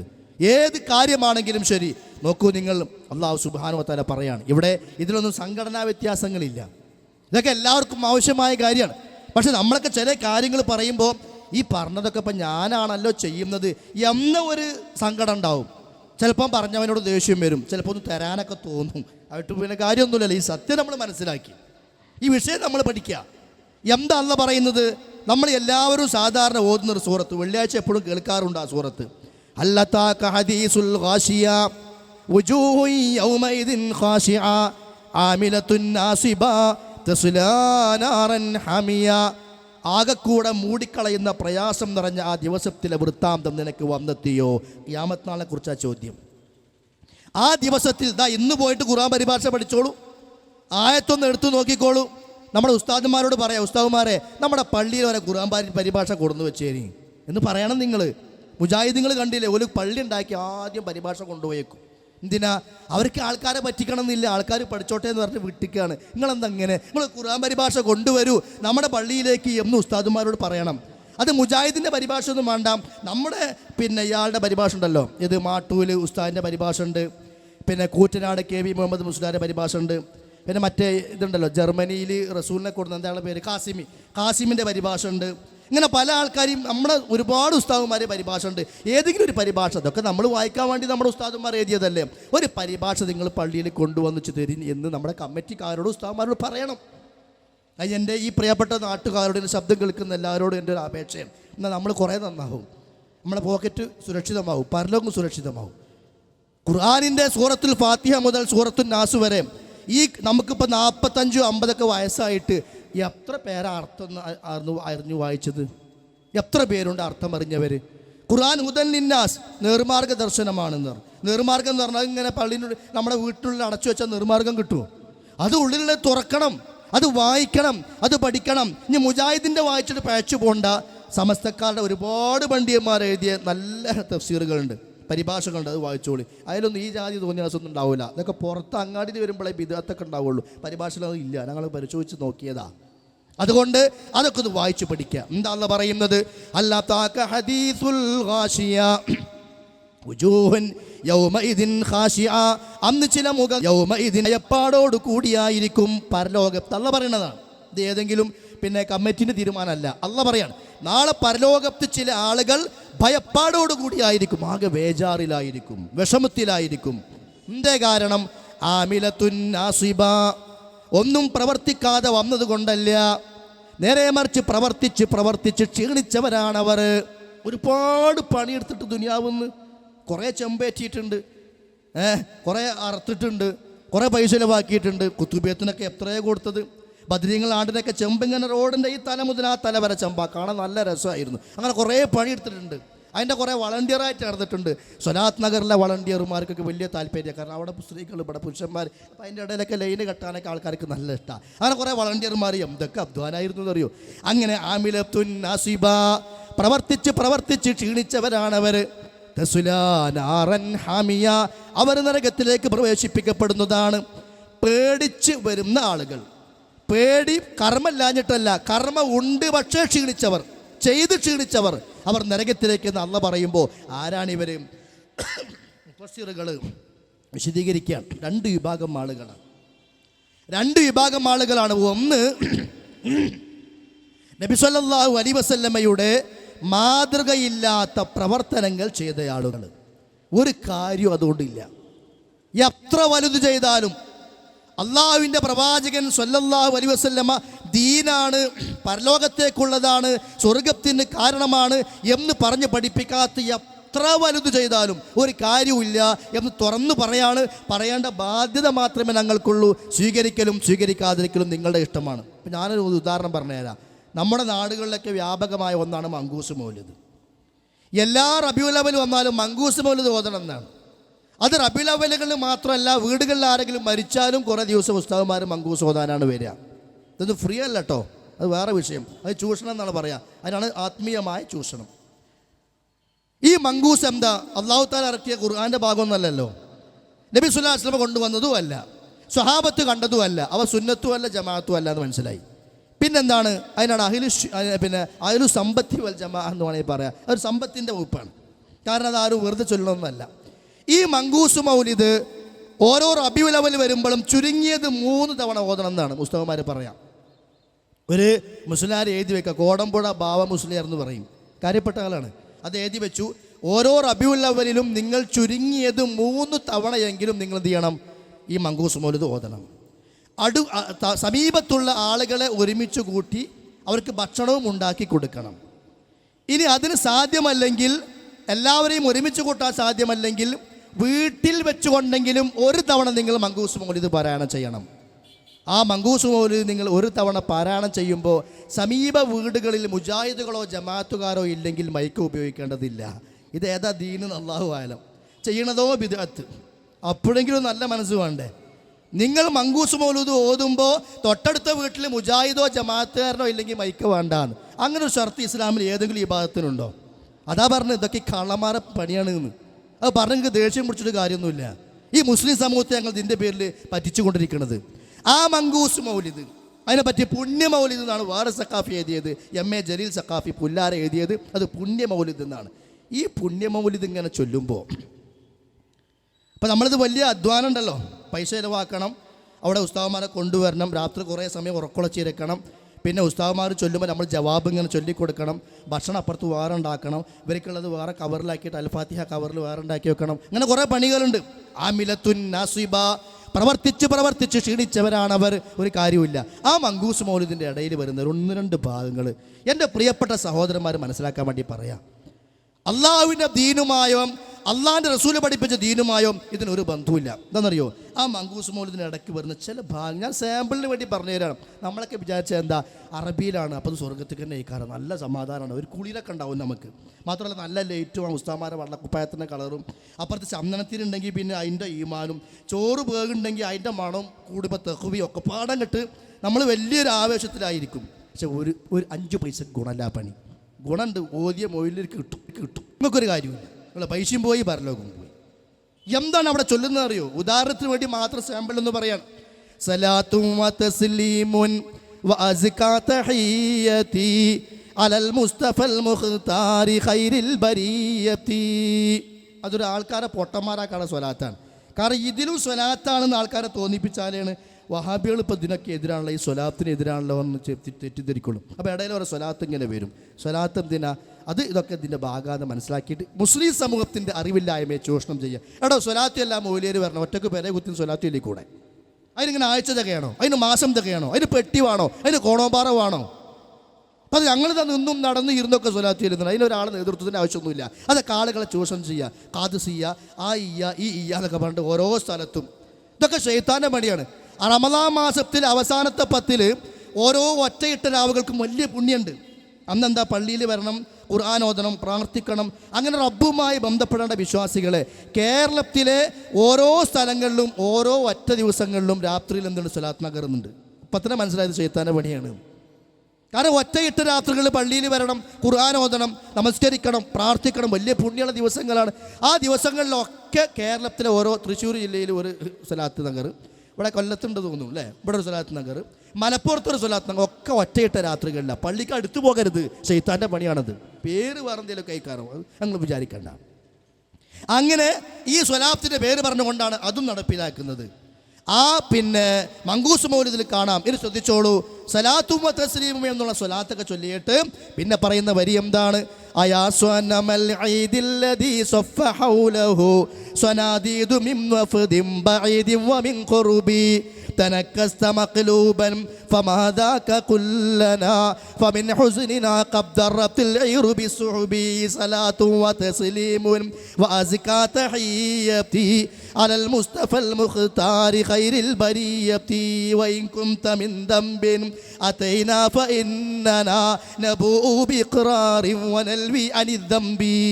പ്രിയപ്പെട്ട മുസ്ലിയാക്കന്മാരെ, നിങ്ങളൊന്ന് ചിന്തിക്കുക ആത്മാർത്ഥമായിട്ട്. നമ്മളൊക്കെ സമൂഹത്തോട് ബാധ്യതയുള്ളവരാണ്. ചിലപ്പോൾ നമ്മൾ ചിന്തിച്ചിട്ടുണ്ടാവില്ല അതിൻ്റെ അർത്ഥം, ഇതിൻ്റെ പശ്ചാത്തലമൊന്നും. ഇങ്ങനെ പാടുന്നു, നമ്മളിങ്ങനെ വാങ്ങുന്നു എന്നല്ലാണ്ട് അപ്പുറപ്പുറം നമ്മൾ ആലോചിച്ചിട്ടുണ്ടാവില്ല. ഇതൊന്ന് ആത്മാർത്ഥമായി ചിന്തിക്കുക. എന്താ പറയുന്നറിയോ? മക്കത്തെ മുശ്രിക്കായ ഉസ്മാൻ ഇബ്നു ഹുവൈരിസ് എന്ന് പറയുന്ന ഒരു മനുഷ്യൻ ഈ വിഗ്രഹങ്ങളൊക്കെയുള്ള സ്ഥലത്തേക്ക്, പറമ്പിലേക്ക് ചെന്ന് നോക്കുമ്പോൾ വിഗ്രഹം മറിഞ്ഞ് കിടക്കുന്നുണ്ട്. അപ്പോൾ ആ വിഗ്രഹം എടുത്തിട്ട് പൊന്തിച്ച് വെച്ച്, വീണ്ടും മറിഞ്ഞു, വീണ്ടും പൊന്തിച്ച് വെക്കുകയാണ്, ഉയർത്തി വെച്ചപ്പോൾ വീണ്ടും മറിഞ്ഞ്. അപ്പോൾ ആകെ അത്ഭുതം, എന്തിനാ അപ്പോൾ ഇതിങ്ങനെ മറിഞ്ഞു വീണത്? അപ്പം ഇങ്ങനെ മറിഞ്ഞു വീണതിനാണ് തനക്കസ എന്ന് പറയാം. അതുകൊണ്ട് അതിന് മങ്കൂസ് മൗലിദ് എന്നുള്ള പേര് വന്നത്.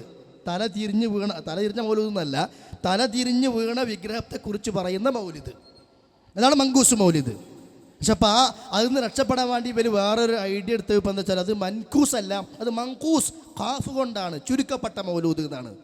അപ്പം നമ്മൾ ചോദിച്ചു, ഈ ചുരുക്കുക എന്ന് പറഞ്ഞാൽ വേറെ ഒന്നൊന്നും ചുരുക്കണല്ലോ, വേറെ ഒന്നും ചുരുക്കി എടുക്കേണ്ടത്. അപ്പം മങ്കൂസ് മിൻഹു ഏതാന്ന് ചോദിച്ചു. അത് അറബി അറിയണമെങ്കിൽ അറിയാം, മങ്കൂസും മിൻഹും മങ്കൂസും അതിൽ നിന്ന് ചുരുക്കിയതായിരിക്കണം. അപ്പോൾ അതേതാന്ന് ചോദിച്ചു. അതിന് മറുപടി ഒന്നുമില്ല. വേറെ ഒന്നും ചുരുക്കണമെങ്കിൽ വേറെ ഒന്നും വേണ്ടേ? അപ്പോൾ അതല്ല, അത് തല തിരിഞ്ഞ സാധനം തന്നെയാണ്, എല്ലാവർക്കും ബോധ്യപ്പെട്ടു.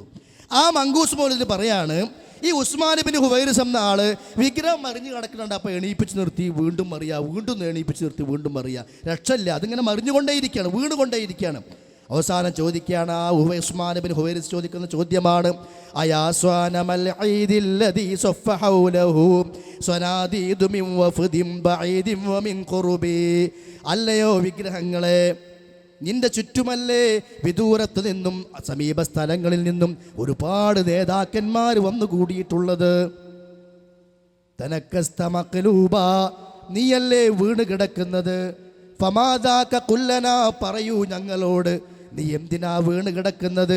ഫമിൻ ഹുസ്നിനാ ഖദ്ദറത്തിൽ ഐറു ബിസ്സുഹബി, വിഗ്രഹമേ നീ വീണ് കിടക്കുന്നത് കണ്ടിട്ട് ഞങ്ങളുടെ കണ്ണിലൂടെ കണ്ണുനീര് ഒലിച്ചു വന്ന് ആ കണ്ണീരിലൂടെ ഒട്ടകങ്ങൾ പോലും ഒലിച്ചു പോകാറായിട്ടുണ്ട്.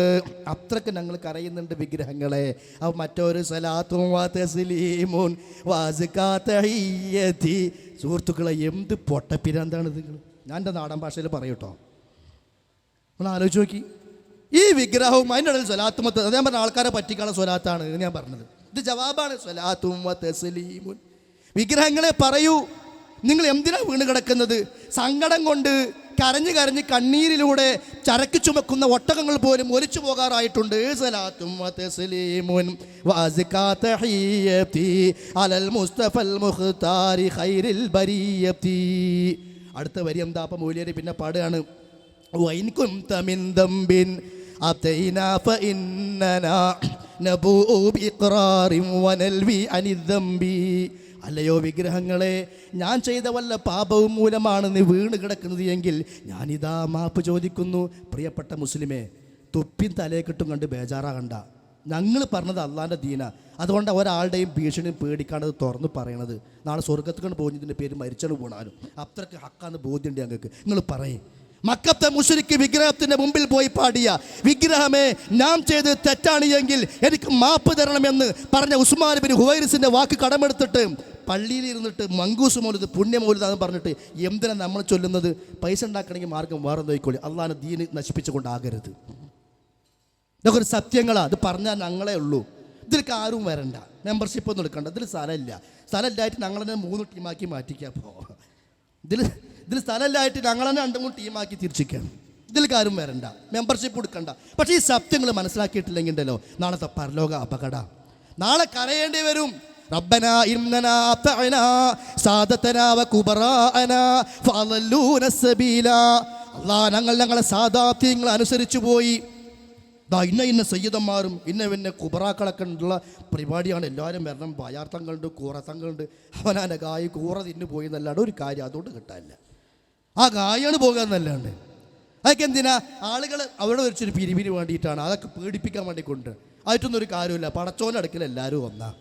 ഇന്ന അക്രമക്കും എന്തല്ലാഹി അത്ഖാക്കും, തെക്കുവണ്ടോ പരലോകത്ത് ഗുണമുണ്ട്. അപ്പം ഞാൻ പറഞ്ഞു വരുന്നത്, അള്ളാഹുവിൻ്റെ ദീനിൽ ഇങ്ങനെ നമ്മൾ തെറ്റിദ്ധരിച്ചു പോയ ഒരുപാട് കാര്യങ്ങളുണ്ട്. അതിനൊക്കെ വിഷയങ്ങൾ പഠിച്ച് മനസ്സിലാക്കി വന്നാൽ നമ്മുടെ പരലോകത്തേക്ക് നന്നു.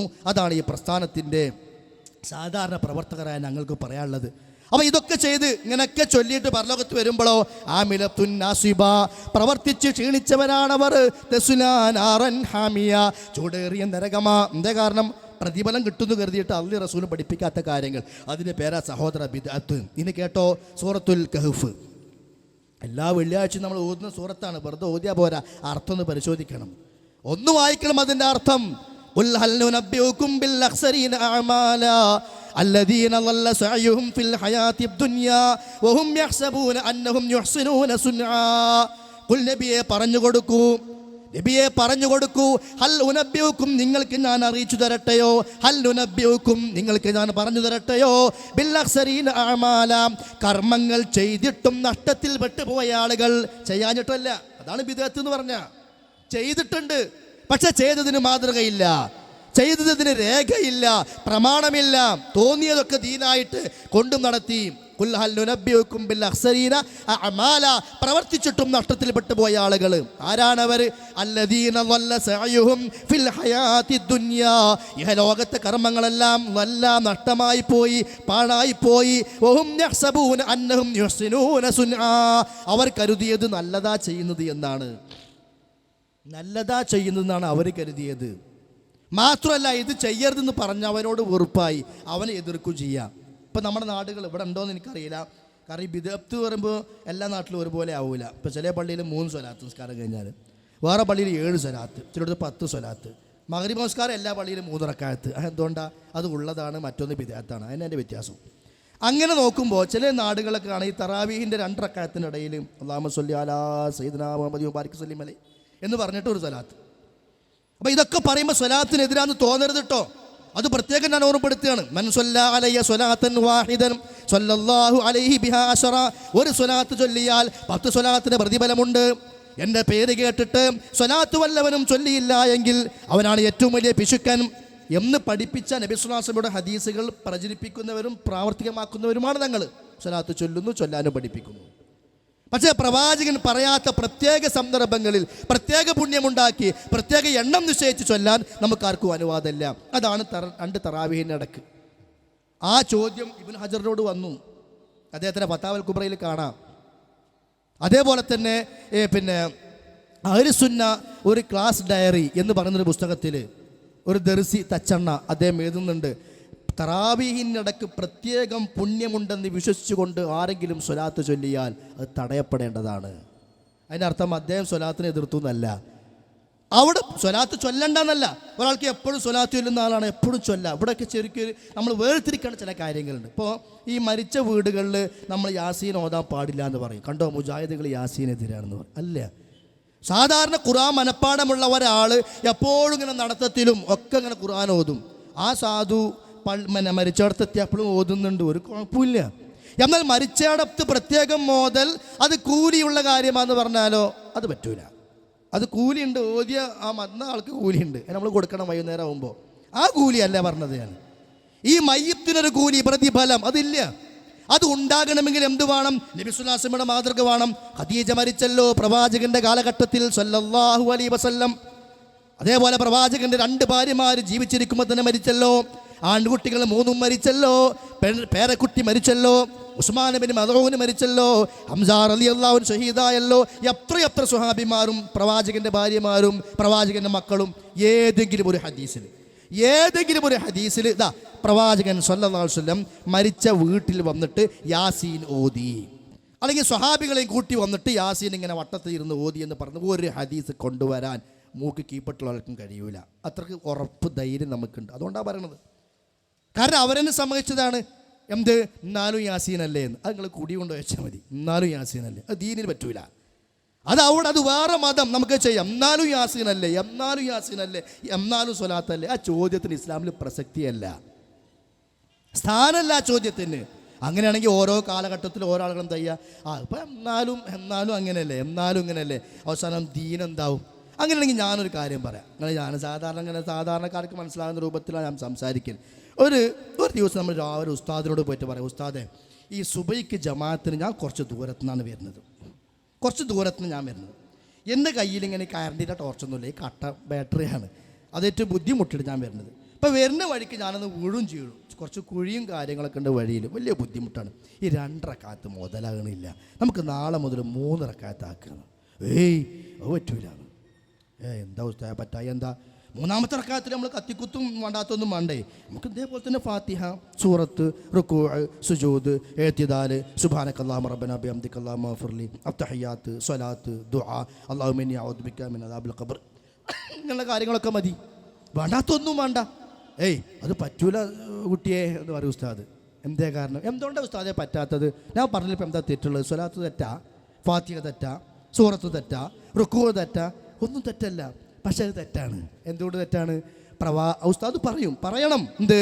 നബി സല്ലല്ലാഹു അലൈഹി വസല്ലമ പഠിപ്പിച്ച സുബഹിൽ 2 റക്അത്തേ ഉള്ളൂ. 3ാമത്തെ റക്അത്ത് ഫാത്തിഹ നല്ലതല്ലേ, സൂറത്ത് നല്ലതല്ലേ, റുകൂഅ് നല്ലതല്ലേ എന്ന് പറഞ്ഞുകൊണ്ട് നിന്റെ വക കൊണ്ടുവരാൻ പറ്റില്ല മുത്തേ എന്നാ ഉസ്താദ് പറയുകയാണെങ്കിൽ, പൊന്നാര ഉസ്താദ് ആയ മുത്തേ, ഇങ്ങനെ ഒരുപാട് സംഗതികളില്ലേ, അതിൻ്റെയൊക്കെ നിയമം അങ്ങോട്ട് കൊണ്ടുവന്ന് നോക്കുകയാണെങ്കിൽ അപ്പോൾ ക്ലിയറായില്ലേ? ബസ്സുകൾ നമ്മളാണ് ഈ പെരുന്നാൾക്കൊക്കെ കാണാൻ ആൾക്കാർ വേഗം വരണം, വേഗം കയറണം, ഓതുകൊടുത്ത് കയറണം, ഇങ്ങനെ വിളിച്ചു പറഞ്ഞ് കണ്ടെക്കും. മയ്യത്ത് നിസ്കരിക്കാൻ എന്നാലും ഇനി ആരെങ്കിലും വരാണ്ടോ, ഇനി ആരെങ്കിലും കയറാണ്ടോ, ഓതുകൊടുത്ത് കയറി ഒരു ഇഖാമത്ത് കൊടുത്ത് തുടങ്ങിയാൽ പോരെ. എന്താ കൊടുക്കാത്തത്? ഇഖാമത്തെ ഇഖാമത്തിൽ എന്തുമാക്കാ തെറ്റുള്ളത്? പക്ഷെ നമ്മൾ മയ്യത്ത് നിസ്കരിക്കാൻ നിൽക്കുമ്പോഴും പെരുന്നാളിന് നിൽക്കുമ്പോഴൊന്നും ഈ ബാങ്കും ഒന്നും ഇല്ലാത്ത എന്തുകൊണ്ടാണെന്നും ഇല്ലാത്തത്? അവിടെ 2 റക്അത്ത് തന്നെയല്ലേ, ഇവിടെ ജുമുഅക്ക് 2 റക്അത്ത് തന്നെയല്ലേ, സുബൈക്ക് 2 റക്അത്ത് തന്നെയല്ലേ, അതിലും 2 റക്അത്ത് തന്നെയല്ലേ. പക്ഷെ ഒന്നിൽ ഇഖാമത്തുണ്ട്, ഒന്നിൽ ഇഖാമത്തില്ല. എന്തുകൊണ്ടാണ്? ഇഖാമത്ത് നല്ലതാണോ നല്ലതല്ലേ നോക്കിയിട്ടല്ല, അള്ളാഹുവിൻ്റെ പ്രവാചകൻ സ്വല്ലല്ലാഹു അലൈഹി വസല്ലമ ചെയ്തു നോക്കിയിട്ടാണ്. അതാണ് വിഷയം. അങ്ങനെ മനസ്സിലാക്കി നോക്കുകയാണ് നിങ്ങൾ. ആ പ്രവാചകൻ ചെയ്തതേ ഞാൻ ചെയ്യൂ, ആ പ്രവാചകൻ സ്വഹാബത്തിന് പഠിപ്പിച്ചത് ഞാൻ ചെയ്യൂ എന്നുള്ള തീരുമാനം കേരളക്കരയിലെ മുഴുവൻ ആളുകൾ എടുത്താൽ ഒരു സംഘടനൻ്റെ ആവശ്യപ്പെടില്ല. മനസ്സിലായോ? പിന്നെ തമ്മിൽ തല്ലേണ്ട ആവശ്യമൊന്നുമില്ല. പിന്നെ ഇടക്കിടക്ക് ഇങ്ങനെ ഐക്യം എന്ന് പറയേണ്ട ആവശ്യമില്ല. ആ വിശ്വാസം നമ്മളാണ് സ്വീകരിച്ചാൽ മതി. ഇപ്പോൾ വലിയ ബേജാറ്, ഇപ്പോൾ ചർച്ച പതണം, പെടണ്ടേന്നാ, അതൊന്നും നടക്കണ കേസല്ല. ഇനി AP ആയാലും ശരി, EK ആയാലും ശരി, നമ്മുടെ വിഷയം അതൊന്നുമല്ല. അങ്ങനെ ഒരു ഐക്യത്തിന് ചർച്ചയ്ക്ക് പ്രസക്തിയില്ല. എല്ലാവരും ബിദഅത്ത് ചെയ്യുന്നവരാണ്. പിന്നെ ഐക്യത്തിൽ തന്നെ ഉള്ളത് എല്ലാവരും. ബിദഅത്തിലും സുന്നത്തി പിന്നെ തൗഹീദിൻ്റെ ശിർക്കിൻ്റെ വിഷയത്തിലൊന്നും ഭിന്നതകൾ തമ്മിലില്ല. പിന്നെ എന്തിനാ ഐക്യപ്പെടുന്നത്? ഇങ്ങനെ ഒരു ചർച്ചയ്ക്ക് പ്രസക്തിയില്ല. ഇതാ പ്രവാചകൻ പഠിപ്പിച്ചതും ആ പ്രവാചകൻ പഠിപ്പിച്ചത് സ്വഹാബത്ത് സ്വീകരിച്ചതുമായ ആദർശം അതാണ്. ഞാൻ ആവർത്തിച്ചു പറയാൻ കാരണം അതാ സുന്നത്തിയമാത്ത് എന്ന് പറഞ്ഞാൽ അതേ സുന്നത്തിയമാത്ത് ആകൂ. പിൽക്കാലത്ത് വല്ലതും കടന്നു വന്നതിന് പേര് സുന്നത്തിയമാത്ത് എന്ന് ആകൂല. ഇപ്പം നോക്കി നിങ്ങൾ, ഇപ്പോൾ കഴിഞ്ഞ ഒരു മാസം ജീലാനി ദിനം, അതിൻ്റെ മുമ്പേ നബിദിനം, ഇനി വരാൻ പോകുകയാണ് പിന്നെ റിഫായി ദിനം. ഓരോ മാസവും വകുപ്പുണ്ടാക്കി വെച്ചിട്ടുണ്ട് ജീവിക്കാൻ. അതങ്ങനെ നബിദിനം, പിന്നെ ജീലാനി ദിനം, പിന്നെ നബിദിനമായിട്ട് ഇങ്ങനെ പോവുക. ഈ ജീലാനി ദിനവുമായി ബന്ധപ്പെട്ടുകൊണ്ട് ചൊല്ലുന്ന കുത്തുബിയത്തും ജീലാനി ദിനവുമായി ബന്ധപ്പെട്ടുകൊണ്ട് ചെയ്യുന്ന മുഹിയദ്ദീമാലയും മുഹിയബ്ദി മൗലിദും മുഹിയബ്ദി റാത്തീബും പറയും. ഇതെങ്ങനെ ദീനാകുക? 400 കൊല്ലം പ്രായ മുഹിയദ്ദീമാലക്കുള്ളൂ, 200 കൊല്ലം പ്രായം മാത്രമേ റിഫായിമാലക്കുള്ളൂ. കുത്തുബിയത്തോ ഒരു 360 കൊല്ലം. കാരണം അത് എഴുതിയ ആൾ മരിക്കണത് 1115-ലാണ്. അതായത് മുഹമ്മദ് അബ്ദുൽ വഹാബ് ജനിക്കണ കൊല്ലാണ് ഇയാൾ മരിക്കണത്. അപ്പോൾ ഒരു 360 കൊല്ലം ആയിട്ടുള്ളൂ. അതിന് മുമ്പൊന്നും ആരും ഇത് കണ്ടിട്ടില്ല. കുത്തുബിയത്ത് കണ്ടിട്ടില്ല.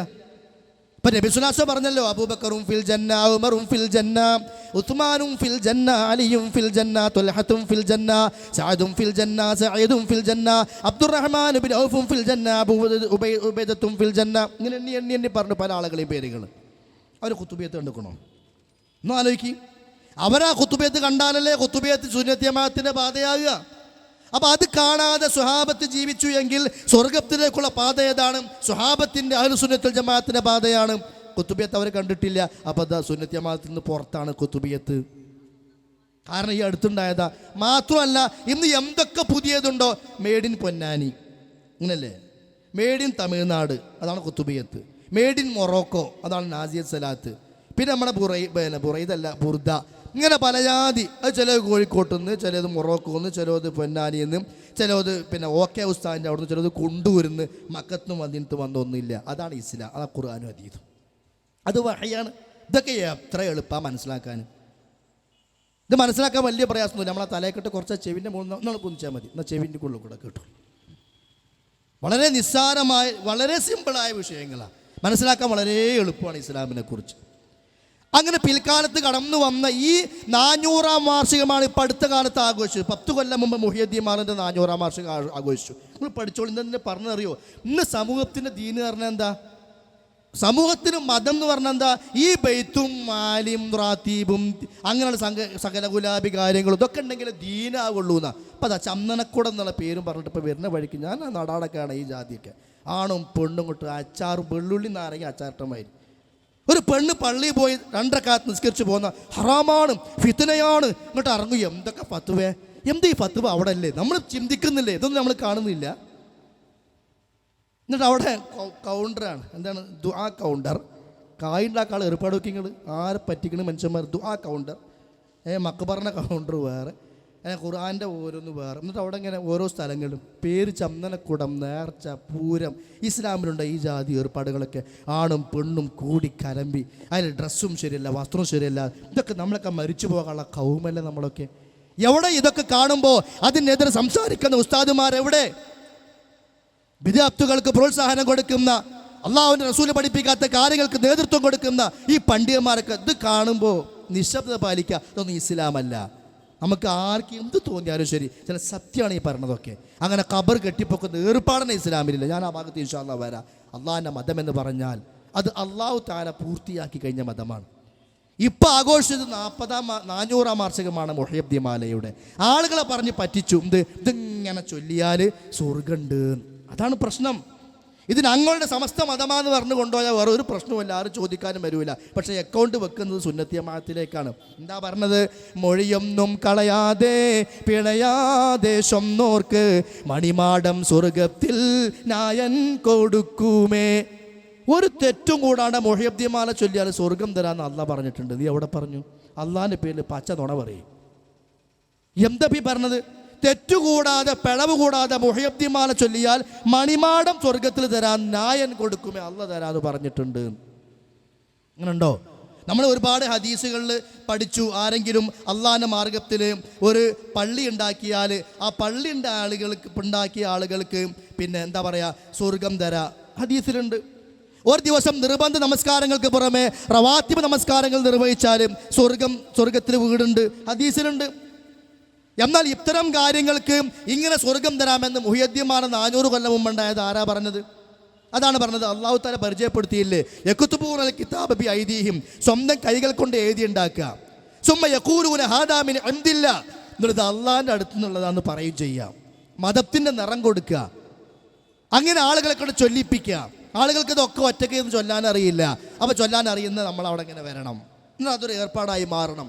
എന്നാൽ അതിൻ്റെ പേരിൽ ചൂഷണങ്ങൾ എന്തൊക്കെയാണ്. വളരെ അപകടം നിറഞ്ഞ വരികളാണ് ഈ മുഹയ്യദ്ദീൻ മാലയിലുള്ളത്. എന്നാൽ അതും ദീനിൻ്റെ ഭാഗമായിട്ട് കൊണ്ടു നടക്കുക. അത് ചൊല്ലാത്തവനോ വഹാബിയാണ്, പുത്തമാദിയാണ്, സലാം പറയാൻ പാടില്ല, മുണ്ടാൻ പാടില്ല. ഇതൊക്കെ ചൊല്ലുന്നത് നിങ്ങൾ മുണ്ടായിരിക്കുക നല്ലത്. ഇതൊക്കെ ചൊല്ലുന്നവരെ ഇങ്ങോട്ട് വരാതിരിക്കുക. എന്താ കാരണം എന്നറിയോ? ഞാൻ കുറച്ച് പറഞ്ഞുതരാം. മുഹയ്യദ്ദീൻ മാലയിൽ പുതിയ മുഹയ്യദ്ദീൻ മാല ഒന്നുണ്ട്. പഴയത് പോരാത്തതിന് പുതിയത് ഉണ്ടാക്കിയതാ. അതിൽ അള്ളാഹുവിന് എന്തൊക്കെ ഉണ്ടോ അതൊക്കെ മുഹയ്യദ്ദീൻ ശൈഖിനുണ്ടെന്ന് പറയാം. ഇതൊക്കെ ബിദ്അത്തുമെന്നും വിട്ടുപോകുന്ന കാര്യാട്ടോ. നമ്മളെ ഇസ്ലാമെന്ന് പുറത്താക്കുന്ന പണികളാണ് ചിലതൊക്കെ. പക്ഷെ ദഫിൻ്റെ ഡും ഡും എന്നുള്ള മുട്ടും ഇതിൻ്റെ ആ സൗണ്ടും കൂടി കേൾക്കുമ്പോൾ എന്താ പറയുന്നത് മനസ്സിലാകൂല എന്ന് മാത്രം. ഞാൻ സാമ്പിളിന് വേണ്ടി പറഞ്ഞു തരാം. മുഹയ്യദ്ദീൻ ഷേഖിനെ കുറിച്ചിട്ട് മുഹയ്യദ്ദീൻ മാലിൽ പറഞ്ഞു നോക്കി നിങ്ങൾ. അള്ളാൻ്റെ അസ്മാ 99 എണ്ണം ഈസ്മുകൾ ഉണ്ടീവർക്കെന്നോവർ. അള്ളാൻ്റെ അതേ 99 ഇസ്മുകൾ മുഹയ്യദ്ദീൻ ഷേഖിനുണ്ട്. കുറവ് വരാൻ പാടില്ലല്ലോ. 99 നാമങ്ങൾ മുഹയ്യദ്ദീൻ ഷേഖിനുണ്ട്. പേരിൻ്റെ അടുത്തുള്ള കൂലി ഇവർ നാമം പറഞ്ഞോരിൽ നൽകും ഞാൻ അല്ലാഹു ചൊന്നോവർ. എങ്കെ ചൊന്ന് ചുമ്മാ പൊളി പേസരുത് അള്ളാഹിനെ പറ്റിയിട്ട്. അല്ല ചൊന്നോവർന്ന് എന്താ ചൊന്നതെന്നറിയോ? മുഹയ്യദ്ദീൻ ഷേഖിൻ്റെ പേര് ചൊല്ലിയാൽ എൻ്റെ പേര് പറഞ്ഞ അതേ പ്രതിഫലം ഞാൻ തരുന്നു. ഇതിനൊക്കെ എന്താ നമ്മൾ പറയുക? ഇതൊക്കെ ചിരിച്ചുകാണ്ട് പ്രസംഗിക്കാൻ പറ്റിയ കാര്യമൊന്നുമില്ല, ഗൗരവത്തിൽ തന്നെ പറയാം. അപ്പോൾ കേൾക്കുന്നവർക്ക് ദേഷ്യം വരും. അതിനിപ്പോൾ എന്നെ പറഞ്ഞിട്ട് എന്താ?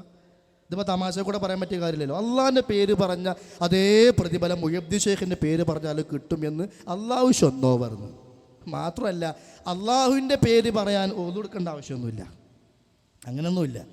അത് അള്ളാഹ്ക്ക് ഇന്നലില്ലാഹി 99 പേരുകളുണ്ട്.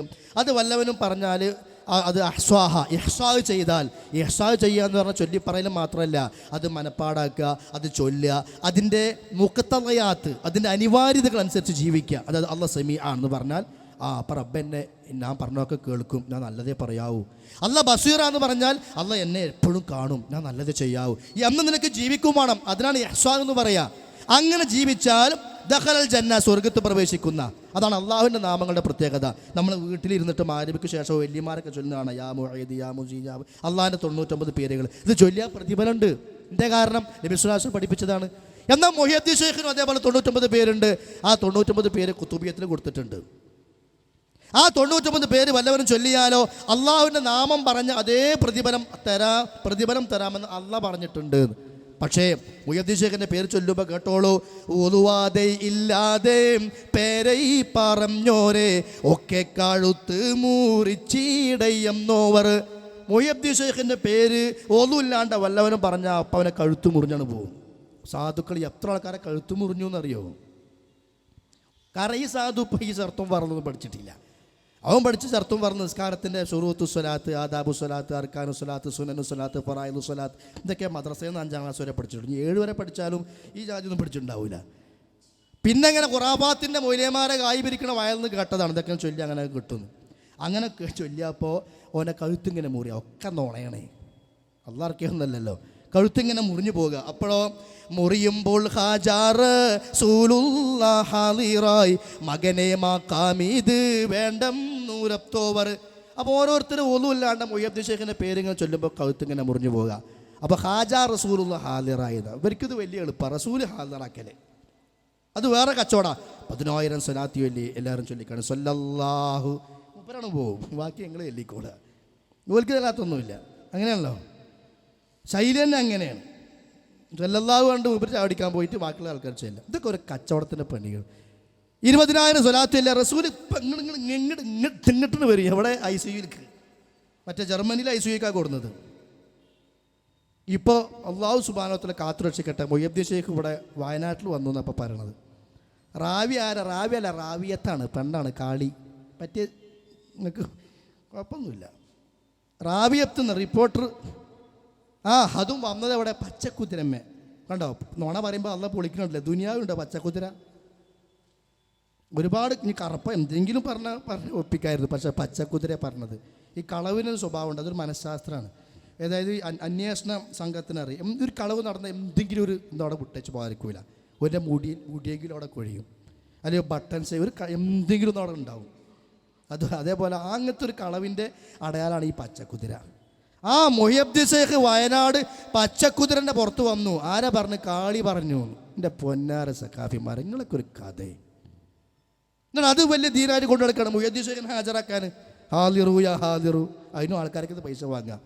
എന്നിട്ട് ഇതൊക്കെ ഇപ്പോഴും ഉണ്ട്. നിങ്ങൾക്ക് അറിയോ, എറണാകുളത്ത് പണ്ടൊക്കെ ഈ മുഹയ്യദ്ദീൻ ഷേഖിൻ്റെ പേരിൽ മുറാക്കബാണ്ട് സംഘം. മുഹയ്യദ്ദീൻ ഷേഖിൻ്റെ മുറാക്കബയുണ്ട്, റിഫായ് ഷേഖിൻ്റെ മുറാക്കബയുണ്ട്. അത് ഷേഖന്മാരെ ഹാജരാക്കാൻ ആ വീട്ടിൽ.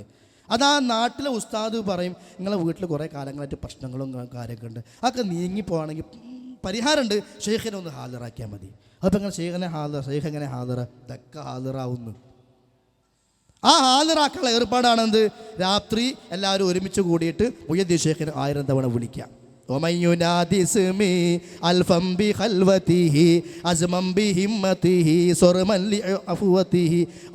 തവണ വിളിക്കണം എന്നാണ്.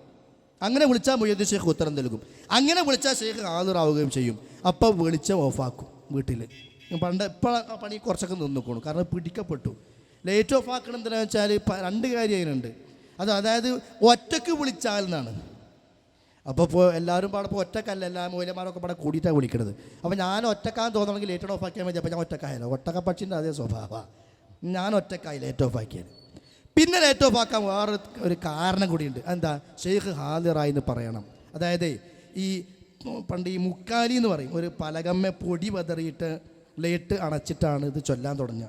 ചൊല്ലി കുറേ അണച്ചിട്ടാണ് ഈഹും ഭ്രാന്തൊക്കെ കഴിഞ്ഞ് 303 ഈഹും 303 ലാ ലാ അല്ല ഇല്ല ഇല്ല ഇല്ല ഇതൊക്കെ കഴിഞ്ഞാൽ അവസാനം കാണാൻ ലേറ്റാണ് ഓൺ ചെയ്താൽ. ഓൺ ചെയ്യുമ്പോൾ ആ മുമ്പിൽ വെച്ച മുക്കാലുണ്ടാവും പലക, അതിൽ പൊടി വതറിയിട്ടുണ്ടാവും. അപ്പോൾ അതിൽ കാണാൻ ഒരു കാലിൻ്റെ അടയാളം. മൂല്യർ പറയും, ഓ വന്നുപോയി. ആര്? പോക്കറ്റിൽ വന്നു പോയിന്നല്ല, അത് ഇനി വരാൻ പോണുള്ളൂ. മറ്റത് ഷെയ്ഖ് വന്നുപോയിന്ന് കുടുംബക്കാരനെ സമാധാനപ്പെടുത്തുക, കാലിൻ്റെ അടയാളം. പക്ഷെ അത് പിടിച്ചു. അവസാനം എറണാകുളത്തിനാണ് പിടിച്ചത്. ഇങ്ങനെ അറിയോ? ഒരു ദിവസം ഇങ്ങനെ രാത്രി കഴിഞ്ഞിട്ട് നോക്കുമ്പോൾ ഈ പൊടി വതറും പലകയിൽ. അപ്പോൾ കാലിന് ചവിട്ടിയാൽ അടയാളം കാണും. അപ്പോൾ ഇത് ഷെയ്ഖിൻ്റെ കാലാന്നാ പറയാം.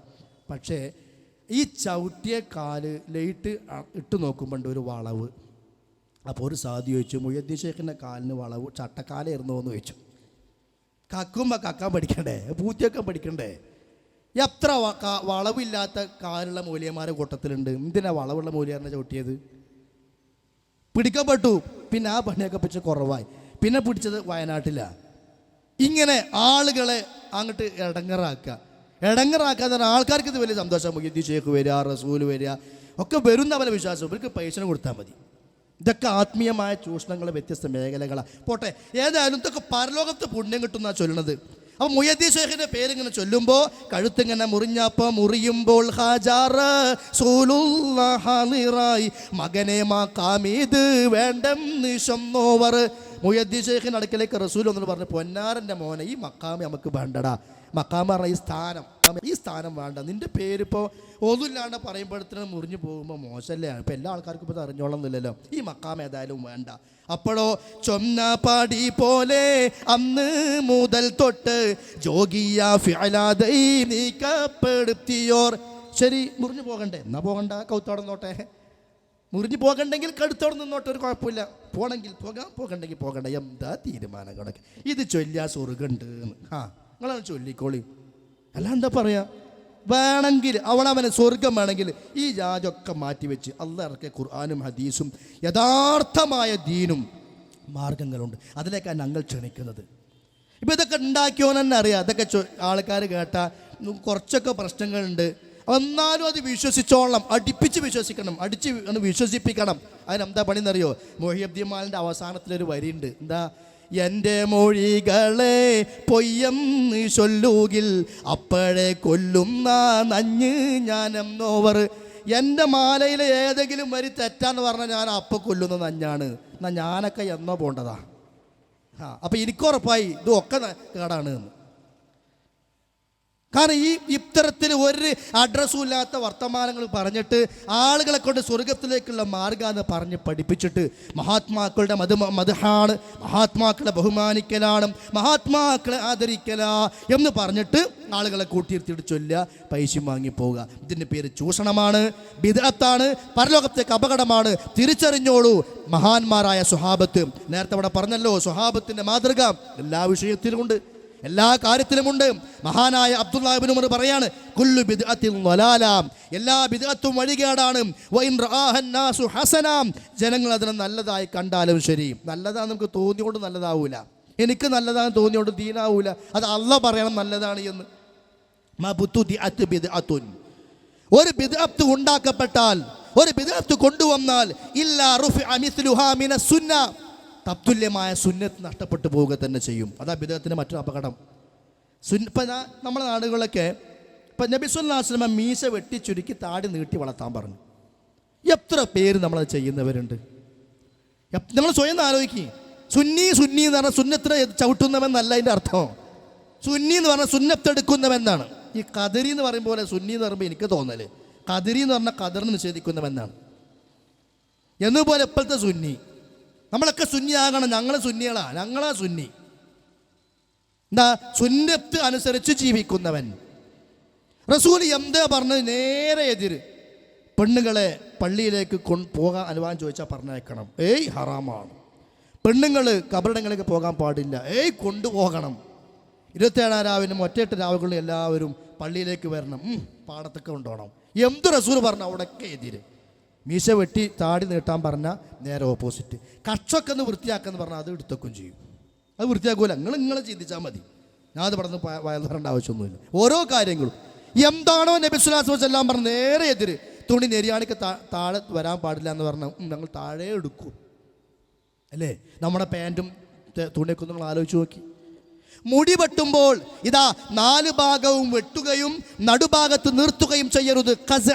അത് ഇസ്ലാം നിരോധിച്ചതാണ്, അങ്ങനെ ചെയ്യാൻ പാടില്ല എന്ന് പറഞ്ഞാലോ ഏയ് ഞങ്ങൾ അങ്ങനെ ചെയ്യൂ. എന്നിട്ടോ റബീഉൽ അവ്വൽ 12 വന്ന റോട്ടിക്കൺ ഇറങ്ങും. മദീന എന്നൊരു രാജ്യത്ത് അന്തിയുറങ്ങും നേതാവേ, നിങ്ങൾ ഉയർത്തിയ മുദ്രാവാക്യം ഞങ്ങൾ മണ്ണിൽ ശാശ്വതമാക്കും. ബലോ തക്ബീർ, അല്ലാഹു അക്ബർ. ബഹിരാകാശത്തെത്തിയതും ആദ്യം പാദം കുത്തിയതും അഷ്ട്രങ്ങല്ല അണ്ടനുമല്ല മുത്ത് മുഹമ്മദ് സ്വല്ലല്ലാഹ്. എന്ത് പൊട്ടത്തറയെ വിളിച്ചു പറഞ്ഞു അറിയോ? ഒരു നബിദിന ജാഥയിലെ മുദ്രാവാക്യപ്പത്. ബഹിരാകാശത്തെത്തിയതും ആദ്യം പാദം കുത്തിയതും അഷ്ട്രങ്ങല്ല അണ്ടനുമല്ല മുത്ത് മുഹമ്മദ് സ്വല്ലല്ലാഹ്. നബി പോയത് അങ്ങട്ടാ. അത് ഇംദ സിദ്റത്തുൽ മുൻതഹ ഇംദഹ ജന്നത്തുൽ മഅവ. അത് എവിടെ ലോകം എന്നറിയോ? അത് കുറെ അപ്പുറത്താ. ഇത് ഇവിടെ ചന്ദ്രൻ ചൊവ്വേല അല്ലെങ്കിൽ ചന്ദ്രനില. ഈ ഇതൊക്കെ ഇവിടെ അതിൻ്റെ പരിസരത്ത് ഈ ആകാശത്തിനുള്ളിലാണ്. അതൊക്കെ മുഹമ്മദ് നബി പോയത് അങ്ങോട്ടൊന്നല്ല, ഒരു ബന്ധമില്ല. എന്നിട്ടോ അങ്ങാടിക്കൂടെ ഇങ്ങനെ നടക്കുക, മുന്നിൽ കുറേ മുസ്ലിയാക്കന്മാർ. ഈ ബാക്കിലുള്ള ചെറുപ്പക്കാരുടെ ഡ്രസ്സും പാൻറ്റും തുണിയും ഒക്കെ നെരിയാണിക്ക് താഴെ. അള്ളാഹിൻ്റെ റസൂൽ പറഞ്ഞതിന് തികച്ചു എതിര്. എന്നിട്ടോ വലിയ സ്നേഹത്തിൻ്റെ ആളുകളാ. പാടിങ്ങനെ നടക്കുക, മുട്ടായി ഇങ്ങനെ തിന്ന കടലാസും ഗ്ലാസ്സൊക്കെ വഴിയിലിങ്ങനെ ഇടുക, വഴി അരപ്പാക്കുക. എന്തൊക്കെ റസൂൽ ചെയ്യരുതെന്ന് പറഞ്ഞൊക്കെ ചെയ്യുക. പേരെന്താ? മുത്ത് റസൂലിനെ സ്നേഹിക്കലാണ്. വഹാബികൾ ഇവർക്ക് സ്നേഹമൊന്നുമില്ല. ഓലിങ്ങനെ താടിയും വെച്ച് നിസ്കാരം സുന്നത്തേറ്റ് നടന്നോട്ടെ. നമ്മളല്ലേ ഇതൊക്കെ ചെയ്യണത്? നിങ്ങൾ വേണമെങ്കിൽ സ്വീകരിച്ചോളി, ഒരു നിർബന്ധപ്പെടില്ല. ഇതൊക്കെ പറയുമ്പോൾ അവസാനപ്പുള്ള പരിഹാരം എന്താ? അവർ തീവ്രവാദികളാണ്. അതിനെ കഴിയുള്ളൂ നിങ്ങൾക്ക്. എന്നാൽ എല്ലാം ഇവിടെ പ്രശ്നം ഉണ്ടാക്കാണ്ട് അവിടെയൊക്കെ മുമ്പിലുണ്ടാവും ചെയ്യും. പേരും കേട്ടാ തീവ്രവാദികളെന്ന് പറയും ചെയ്യും. അതുകൊണ്ടൊന്നും ഈ ആദർശം ജനങ്ങൾ മനസ്സിലാക്കാതെ പോവുകയില്ല. നാളെ പരലോകത്തേക്ക് വേണ്ടിയാണോ ജീവിക്കുന്നത്? സത്യസന്ധമായി പ്രാമാണികമായി ദീന് പഠിക്കുക. ഈ പ്രവാചകൻ സ്വല്ലല്ലാഹു അലൈഹി വസല്ലം ജന്മദിനാഘോഷം അത് ഇസ്ലാമല്ല, അത് ഷിയാക്കൾ കൊണ്ടുവന്നതാ, പിന്നെ സൂഫികൾ ഏറ്റെടുത്തതാ, പിന്നെ മുളഫർ രാജാവ് പ്രചരിപ്പിച്ചതാണ്. ദീനുമായിട്ടതിന് ബന്ധമല്ല. ഉസ്താദുമാരെന്നെ പറഞ്ഞു, മൗലിദ് കഴിക്കൽ മുമ്പ് പതിവില്ലാത്തതാ, അത് ഹിജ്റ 300 ശേഷം വന്നതാ എന്നും സഹാവി പറഞ്ഞതായി കാണുന്നതാ. ഇത് ഹലവി 1-ാം ഭാഗമിൽ നോക്കേണ്ടതാണ്. ഇമാം സഹാവി തൻ്റെ സീറത്തുൽ ഹൽവിയ എന്ന ഗ്രന്ഥത്തിൽ 1-ാം വാള്യത്തിൽ പറയുകയാ, മൗലിദ് കഴിക്കൽ മുമ്പ് പതിവില്ലാത്തതാ, അത് ഹിജ്റ 300 ശേഷം വന്നതാ. എന്താ ഹിജ്റ 300ന്റെ പ്രത്യേകത? ഖൈറുന്നാസി ഖർനി തുമ്മല്ലദീന യലൂനഹും തുമ്മല്ലദീന യലൂനഹും. ഏറ്റവും നല്ല തലമുറ എൻ്റെ തലമുറയാ, ശേഷം അടുത്ത തലമുറയാണ്, ശേഷം അടുത്ത തലമുറയാണ്. അന്നൊന്നും നബിദിനാഘോഷമല്ല. 300 കൊല്ലം കഴിഞ്ഞിട്ട് 340കളിൽ വന്നു ഉബൈദിയാക്കൾ തുടങ്ങി. 400കളിൽ മുഹമ്മദ് ഉമർ മുല്ല ഷിയ ഏറ്റെടുത്തു, സൂഫി ഏറ്റെടുത്തു. ഹിജ്റ 600കളിൽ മലിക്കുൽ മുളഫർ ധീരനായൊരു രാജന ഇർബൽ ഭരിക്കണ കാലവും കെങ്കേമമാ എന്ന് പറയുന്ന മലിക്കുൽ മുളഫർ അബൂ സഈദുൽ കോക്കബരി അദ്ദേഹമാണ് 7-ാം നൂറ്റാണ്ടിൽ അതിങ്ങനെ വ്യാപകമാക്കിയത്. ദീനേറ്റ് എന്താ അതിന് ബന്ധം? ആ ജന്മദിനം ആഘോഷിക്കലാണ് പ്രവാചക സ്നേഹം എങ്കിൽ അപ്പം നമുക്ക് ഈസാ നബിയോട് സ്നേഹമില്ല എന്നായില്ലേ? ഇബ്രാഹിം നബിയോട് സ്നേഹമില്ല എന്നായില്ലേ? സ്നേഹമാണ് പ്രവാചക സ്നേഹം എന്ന് പറഞ്ഞാൽ ജന്മദിനാഘോഷമാണ് എങ്കിൽ, ആഘോഷിക്കാത്തവർ സ്നേഹമില്ലാത്തവരാണ് എങ്കിൽ, ഇബ്രാഹിം നബിൻ്റെ ജന്മദിനത്തെ ആഘോഷിക്കാത്ത ലാ നുഫരിഖു ബൈന അഹദിൻ മിർ റസൂലി, എല്ലാ നബിമാരെയും സ്നേഹിക്കണം, വേർതിരിവ് കാണിക്കാൻ പാടില്ല. എല്ലാവരും നമ്മളെ സംബന്ധിച്ചിടത്തോളം ഈമാൻ്റെ കാര്യത്തിൽ ഒരുപോലെയാണ്. അള്ളാഹുവിന്റെ ദൃഷ്ടിയിൽ ചിലർക്ക് ചിലരേക്കാൾ മഹത്വമുണ്ട്. വലഖദ് ഫളൽനാ ബഅദ നബിയ്യിന അലാ ബഅദി വഅതൈനാ ദാവൂദ സബൂറ. ചില നബിമാർക്ക് ചിലരേക്കാൾ പ്രത്യേകത ഉണ്ട്, ശരിയാണ്. പക്ഷെ നമ്മൾ സ്നേഹിക്കുന്നിടത്തും ബഹുമാനിക്കുന്നിടത്തും വിശ്വസിക്കുന്നിടത്തും എല്ലാ നബിമാരും ഒരുപോലെയാണ്. എന്തേ എല്ലാ നബിമാരും ജന്മദിനമില്ലാത്തത്? എന്നാൽ പിന്നെ അതിന് ഒഴിവുണ്ടാവുള്ളൂ ഇവിടെ. അപ്പോൾ എല്ലാ ദിവസവും പിന്നെ വകുപ്പായി മാറും. എന്നാൽ അതിൻ്റെ പേരിൽ മങ്കൂസും ഷറഫുല്ലാനാമും സറംദീപ് മൗലൂദും ബർസഞ്ചി മൗലൂദും സുബ്ഹാൻ മൗലൂദും അങ്ങനെ ഓരോന്നൊന്നും അള്ളാഹ് ഇറക്കിയതല്ല. യക്തുബൂനൽ കിതാബ ബിഐദീഹിം, സ്വന്തം കൈകൾ കൊണ്ട് എഴുതി ഉണ്ടാക്കുക. തുമ്മ യഖൂലൂന ഹാദാ മിൻ ഇൻദില്ലാ, ഇത് അള്ളാഹിന്റെ അടുത്ത് നിന്നാന്ന് പറയാ. എന്തിനാ? ലിയശ്തറൂ ബിഹി സമനൻ ഖലീലാ, പൈസക്കും വേണ്ടിയിട്ട്. അള്ളാഹ് പറഞ്ഞതാ ജൂത പുരോഹിതന്മാരെ കുറിച്ച്. അത് ഈ സമൂഹത്തിൽ ആവർത്തിക്കാൻ പാടില്ല, പക്ഷെ ആവർത്തിക്കുന്നു എന്നുള്ളത് സമൂഹത്തിൻ്റെ ഒരു ദുരന്തമാണ്. ചരിത്രം ആവർത്തിക്കുകയാണ്. പക്ഷേ ഇങ്ങനത്തെ ബിദ്അത്ത് വരുമ്പോൾ എന്താ പ്രശ്നം? അതാണ് ഇബ്നു ഉമർ പറഞ്ഞത്, ഒരു സുന്നത്ത് നഷ്ടപ്പെടുകയാണ് അല്ലേ. ഞാൻ ചോദിക്കട്ടെ, പലരും ഞങ്ങളെക്കുറിച്ച് വഹാബികൾ പുത്തൻവാദികളൊക്കെ പറയാറുണ്ട്, കഴിഞ്ഞ 2 ദിവസം ഗ്രഹണം ഉണ്ടായി. എത്ര പള്ളികൾ ഗ്രഹണ നമസ്കാരം ഉണ്ടായി? ആരൊക്കെ ഗ്രഹണ നമസ്കാരം നിർവഹിച്ചു? ഏത് പള്ളികളിലാണ് ഗ്രഹണ നമസ്കാരം നടന്നത്? ആരാണ് ഈ നാട്ടിൽ കേരളത്തിൽ ഗ്രഹണ നമസ്കാരം നിർവഹിച്ചത്? കണ്ടവർക്കും കേട്ടവർക്കൊക്കെ അറിയാലോ അല്ലേ. എന്നാലും പറയാം, അവർ ബിദ്അയികളാണ്. എന്തേ ഗ്രഹണ നമസ്കാരം നിർവഹിച്ചിട്ടുണ്ടോ? നിങ്ങളെ ചെയ്യാത്തത് കൊണ്ടോ? ഞാൻ ആരും ആക്ഷേപിച്ച് പറയല്ല. നമ്മളൊക്കെ ചില കാൽക്കീഴിൽ നമ്മുടെ തലച്ചോറ് പണയം വെച്ച് പോയിട്ടുണ്ട്. കാരണം അതാണ് അവർ പറയുന്നതാണ് ദീൻ എന്ന് മനസ്സിലാക്കിയിട്ടുണ്ട്. ദീൻ ആര് പറഞ്ഞാലും ആർക്കും പറയാം, പക്ഷെ പ്രമാണം ഉണ്ടായിരിക്കണം. അല്ലെങ്കിൽ പറയട്ടെ, ഈ പറഞ്ഞ മൊഹിയുദ്ദീമാർ, ഈ ബുറുദിയും, ഈ പിന്നെ നാരിയ സ്വലാത്തും, ഈ താജു സ്വലാത്തും, അതേപോലെ തന്നെ ഓരോരുത്തരും ഇപ്പം അതടുത്ത് തുടങ്ങിയതാണ് ഈ മജ്ലിസുന്നൂർ അല്ലേ. മജ്ലിസുന്നൂർ നിങ്ങൾ ഇവിടെ ഉണ്ടോ അറിയില്ല. മജ്ലിസുന്നൂർ, പിന്നെ മഹദറത്തുൽ ബദരിയ, ഇങ്ങനെ എന്തെല്ലാം പേരിലാണ് ഓരോന്നോരോന്ന് ഇറങ്ങുകയാണ്. അത് കാന്തപുരം ഉസ്താദിൻ്റെ ഇജാസത്തോടു കൂടി തുടങ്ങിയതാണെന്ന്. ഇജാസത്ത് കൊടുക്കാൻ പറ്റിയ ആൾ ഇറക്കാറില്ല, ഇജാസത്ത് കിട്ടിയതാ. ഇങ്ങനെ ഓരോ പുതിയ പുതിയ ഏർപ്പാടുകൾ. പക്ഷേ ഒരു കാര്യം ശ്രദ്ധിച്ചോളും, ഈ പുതിയതൊക്കെ കൊണ്ടുവന്നിട്ട് അത് സുന്നത്താണെന്ന് പറഞ്ഞ് ചെയ്യുമ്പോൾ, മദ്ഹാണെന്ന് പറഞ്ഞ് ചെയ്യുമ്പോൾ അതിലൂടെ വരുന്നത് ഏറെ അപകടമുള്ള, നേരത്തെ ഇവിടെ അനസ്വലാഹി വിശദീകരിച്ച ശിർക്കിൻ്റെ മേഖലയാണ് വരുന്നത്. ഞാൻ ആ ഭാഗത്തേക്ക് പോകുന്നില്ല, പക്ഷേ പറയാതിരിക്കാൻ നിർവാഹമില്ലാത്തത് കൊണ്ടൊരു ഭാഗം മാത്രം സൂചിപ്പിക്കുക. നബി സല്ലല്ലാഹു അലൈഹി വസല്ലമയുടെ കൂടെ ബദറിൽ പങ്കെടുത്ത മഹാന്മാരായ സ്വഹാബിമാർ, അവർ ഷഹീദായി. ബദറിൽ എല്ലാവരും ഷഹീദായിട്ടില്ല, 300 ചിലർ ആളുകൾ പങ്കെടുത്തിട്ട് 14 പേരാ ഷഹീദായത്. അതിൽ 7 മുഹാജിറുകളും 8 അൻസാറുകളുമാണ്. അതിൽ 6 ഹസർജ് ഗോത്രക്കാരും 2 ഔസ് ഗോത്രക്കാരുമാണ്. അങ്ങനെ 14 സ്വഹാബിമാർ. ആ സ്വഹാബിമാർ ഷഹീദായി. ഇതിൻ്റെ പേരില്ല പ്രാർത്ഥന അള്ളാഹുവിനോട് മാത്രമെന്ന് പറഞ്ഞ്, ഇബ്രാഹിം നബിയോട് പ്രാർത്ഥിക്കാൻ പാടില്ല എന്ന് പറഞ്ഞിട്ട് അവർ മക്കയിൽ ജീവിച്ചപ്പോൾ പ്രയാസങ്ങളുണ്ടായി. എന്നിട്ട് ഇപ്പോഴോ നമുക്ക് പ്രയാസം വരുമ്പോൾ, നമുക്ക് രോഗം വരുമ്പോൾ ആ ബദരീങ്ങളെ വിളിച്ചോളൂ എന്ന് പറയുന്ന ഉസ്താദുമാർ. ഇത് ദീനല്ല, ചെയ്യണത് ബിദ്അത്താണ്. അത് ചൊല്ലിയാൽ പ്രത്യേക പുണ്യമുണ്ടെന്ന് പറഞ്ഞ് അത് ചൊല്ലാനും ഇരിക്കാനൊക്കെ ഉള്ള പ്രവർത്തനങ്ങളൊക്കെ ബിദ്അത്താണ്. ചൊല്ലിയാൽ വരുന്ന ആശയമോ അത് ശിർക്കുമാണ്. എന്താണ്? ആ ബദർ മൗലിദ് എന്ന പേര് പറഞ്ഞുകൊണ്ട്, അതല്ലേ വലിയ സുന്നത്തെന്ന് പേര് പറഞ്ഞുകൊണ്ട്, ബദ്രീങ്ങളെ ബഹുമാനിക്കുക എന്നുള്ള പേര് പറഞ്ഞുകൊണ്ട് എന്താ ചൊല്ലുന്നത്? ബദ്രീങ്ങളെ വെച്ച് പറയാണ്, യാ മൻ ബിഹി ഹല്ലറദാ വമൻ ബിഹമ്മിൻ നകിദാ ഖുൽ നാദിയം മുസ്തൻജിദാ യാ അഹ്ല ബദരി ശുഹദാ യാ മൻ ബിഹി കർബുൻ വഗം വജുല്ല ഹതുബും മുദ്ലഹിം ഖുൽ ലാജിഅ വഖത്തഉം യാ അഹ്ല ബദരി ശുഹദാ യാ മൻ ബിഹി മുർറുൽ ബലാ വളിഖത ഖൽബൻ വജിലാ ഖുൽ മുസ്രിഅം മുഹർവിലാ യാ അഹ്ല ബദരി ശുഹദാ. നിനക്ക് രോഗമുണ്ടോ? നീ വിളിച്ചു പറഞ്ഞോ, ബദരീങ്ങളെ സഹായിക്കണേ. നിനക്ക് പ്രയാസമുണ്ടോ? നീ വിളിച്ചു പറഞ്ഞോ, ബദരീങ്ങളെ സഹായിക്കണേ. നിനക്ക് പരീക്ഷണമുണ്ടോ? നീ വിളിച്ചു പറഞ്ഞോ, ബദരീങ്ങളെ സഹായിക്കണേ. നിനക്ക് കൈപ്പേറിയ ബുദ്ധിമുട്ടുള്ള വിഷയങ്ങളുണ്ടോ? നീ വിളിച്ചു പറഞ്ഞോ, ബദരീങ്ങളെ സഹായിക്കണേ. പ്രിയപ്പെട്ട മുസ്ലിമേ, ഒരു സംഘടനയുടെയും ഒരു നേതാവിൻ്റെയും കാൽക്കു കീഴിൽ തലപണയം വെക്കാത്ത മുസ്ലിങ്ങളെ ചിന്തിച്ചോ. ബദറിലേക്ക് ഇറങ്ങുമ്പോൾ പ്രവാചകൻ എന്താ പറഞ്ഞത്? അല്ലാഹുമ്മ ഇംതുഹിലിക് ഹാദിഹിൽ ഉസാബത സഗീറ ലം തുഅബദ ഫിൽ അർളി അബദാ. അല്ലാഹുവേ, ഈ കൊച്ചു സംഘത്തെ നീ പരാജയപ്പെടുത്തിയാൽ നാളെ നിന്നെ ആരാധിക്കാൻ ഒരാളും ഉണ്ടാവുകയില്ല. അതുകൊണ്ട് റബ്ബേ, ഞങ്ങൾ നീ വിജയിപ്പിക്കണേ. ആരോടാ? അല്ലാഹു സുബ്ഹാനഹു വ തആലയോട് അല്ലേ. പ്രവാചകന്റെ സ്വഹാബിമാരും പ്രാർത്ഥിക്കുകയാ റബ്ബിനോട്, അല്ലാഹുവേ, ഞങ്ങൾക്ക് നീ സഹായം നൽകണേ, ഞങ്ങളെ നീ രക്ഷിക്കണേ. അത് അല്ലാഹ് പ്രത്യേകം എടുത്തു പറഞ്ഞു. ഇത് തസ്തഗീസൂന റബ്ബക്കും, റബ്ബിനോട് ഇസ്തിഗാസ നടത്തിയപ്പോ, റബ്ബിനോട് നിങ്ങൾ ഇസ്തിഗാസ നടത്തിയപ്പോ, ഇസ്തിഗാസ റബ്ബിനോടാ, പ്രാർത്ഥന റബ്ബിനോടാ. പക്ഷെ ആ പ്രാർത്ഥന ബദരീങ്ങളോട് ചെയ്യുകയാണ്. രോഗമുണ്ടെങ്കിൽ ബദരീങ്ങളെ വിളിച്ചോ. ഇത് പാടില്ല. ഇബ്രാഹിം നബിയോട് പാടില്ല, ഈസാ നബിയോട് പാടില്ല, ഇസ്മായിൽ നബിയോട് പാടില്ല, അള്ളാഹിനോട് മാത്രം എന്ന് പറഞ്ഞതിൻ്റെ പേരില്ല ആ പാവങ്ങൾ സ്വഹാബാക്കൾ അന്ന് ഷഹീദായത്. നമ്മളോ അവരെ പേരിൽ അറുക്കുക, തിന്നുക, മൗലൂദ് ഓതുക. നബി സ്നേഹം എങ്ങനെയാ? അറുക്കുക, തിന്നുക, മൗലൂദ് ഓതുക, ശിർക്ക് ചെയ്യുക, ബിദ്അത്ത് ചെയ്യുക. ഈ ശിർക്കും ബിദ്അത്തും മാത്രമായി പരിശുദ്ധ ഇസ്ലാം തെറ്റിദ്ധരിക്കപ്പെടുകയാണ്. ഇതൊക്കെയാണ് ഇസ്ലാം എന്ന പേരിൽ നേർച്ചയും ആണ്ടും ഉറൂസും ചാവടിയും ദിനങ്ങളും ഇങ്ങനെ ഇസ്ലാം പഠിപ്പിക്കാത്ത ഒട്ടനവധി ആചാരങ്ങളും. എന്താ സംഭവിച്ചത്? പുതിയത് ഇങ്ങനെ വരിക, ഉള്ള സുന്നത്ത് ഇങ്ങനെ പോവുക. അതാണ് പുതിയത് വന്നാൽ പഴയത് പോകും, ഉള്ളത് പോകും എന്ന് പറഞ്ഞത്. ബറാത്ത് നോമ്പ് എല്ലാവർക്കും വലിയ പ്രാധാന്യമാണ്. മിഅറാജ് നോമ്പ് എല്ലാവർക്കും വലിയ പ്രാധാന്യമാണ്. എന്താ കാരണം? അത് ശൈത്താൻ പഠിപ്പിച്ചതാ.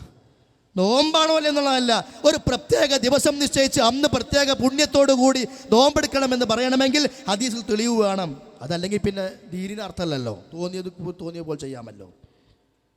അങ്ങനെയല്ല, ഇന്ന ദിവസം അത് ഇന്ന പ്രതിഫലമുണ്ട്. തിങ്കളാഴ്ച ഹദീസിലുണ്ട്, വ്യാഴാഴ്ച ഹദീസിലുണ്ട്, എല്ലാ മാസവും അയ്യാമുൽ ബീദ് 3 ദിവസം ഹദീസിലുണ്ട്. പിന്നെ പ്രത്യേക ദിവസം പറയണമെങ്കിൽ നമുക്ക് പറ്റില്ല.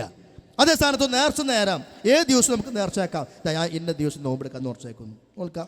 പക്ഷേ ഇന്നത് ശഅബാൻ 15 പ്രത്യേക പുണ്യമുള്ളതാണ് എന്ന് പറയാൻ നമുക്കാർക്കും അവകാശമല്ല. അതാണ് ദീനിന്റെ പ്രത്യേകത. പക്ഷേ ഈ ശഅബാൻ 15 നോമ്പിനും മിഅറാജിന്റെ നോമ്പിനും പ്രാധാന്യം കൊടുക്കുന്ന ആളുകൾ തിങ്കളാഴ്ചയോ വ്യാഴാഴ്ചയോ അയ്യാമുൽ ബീദോ എന്തേ മഹത്വം വരാത്തത്? സുന്നത്ത് ബിദ്അത്ത് വന്ന സുന്നത്ത് പോകും. അതുകൊണ്ട് നമ്മൾ ഉള്ളതനുസരിച്ച് പ്രവർത്തിക്കാം. ഉള്ളത് എന്താണ് അത് ചെയ്യുക. അതാണ് മഹാനായ ഇബ്നു മസ്ഊദ് പറഞ്ഞത്, അമലുൻ ഖലീലുൻ ഫീ സുന്നത്തിൻ ഖൈറുൻ മിൻ അമലിൻ കസീറിൻ ഫീ ബിദ്അ. ബിദ്അത്തിൽ കുറേ ചെയ്യുന്നതിനേക്കാൾ നിനക്ക് നല്ലത് ഉള്ള സുന്നത്ത് കുറച്ചാണെങ്കിലും അത് ചെയ്യലാണ്. ഇഖ്തിസാദുൻ ഫീ സുന്നത്തിൻ ഖൈറുൻ മിൻ ഇജ്തിഹാദിൻ ഫീ ബിദ്അ.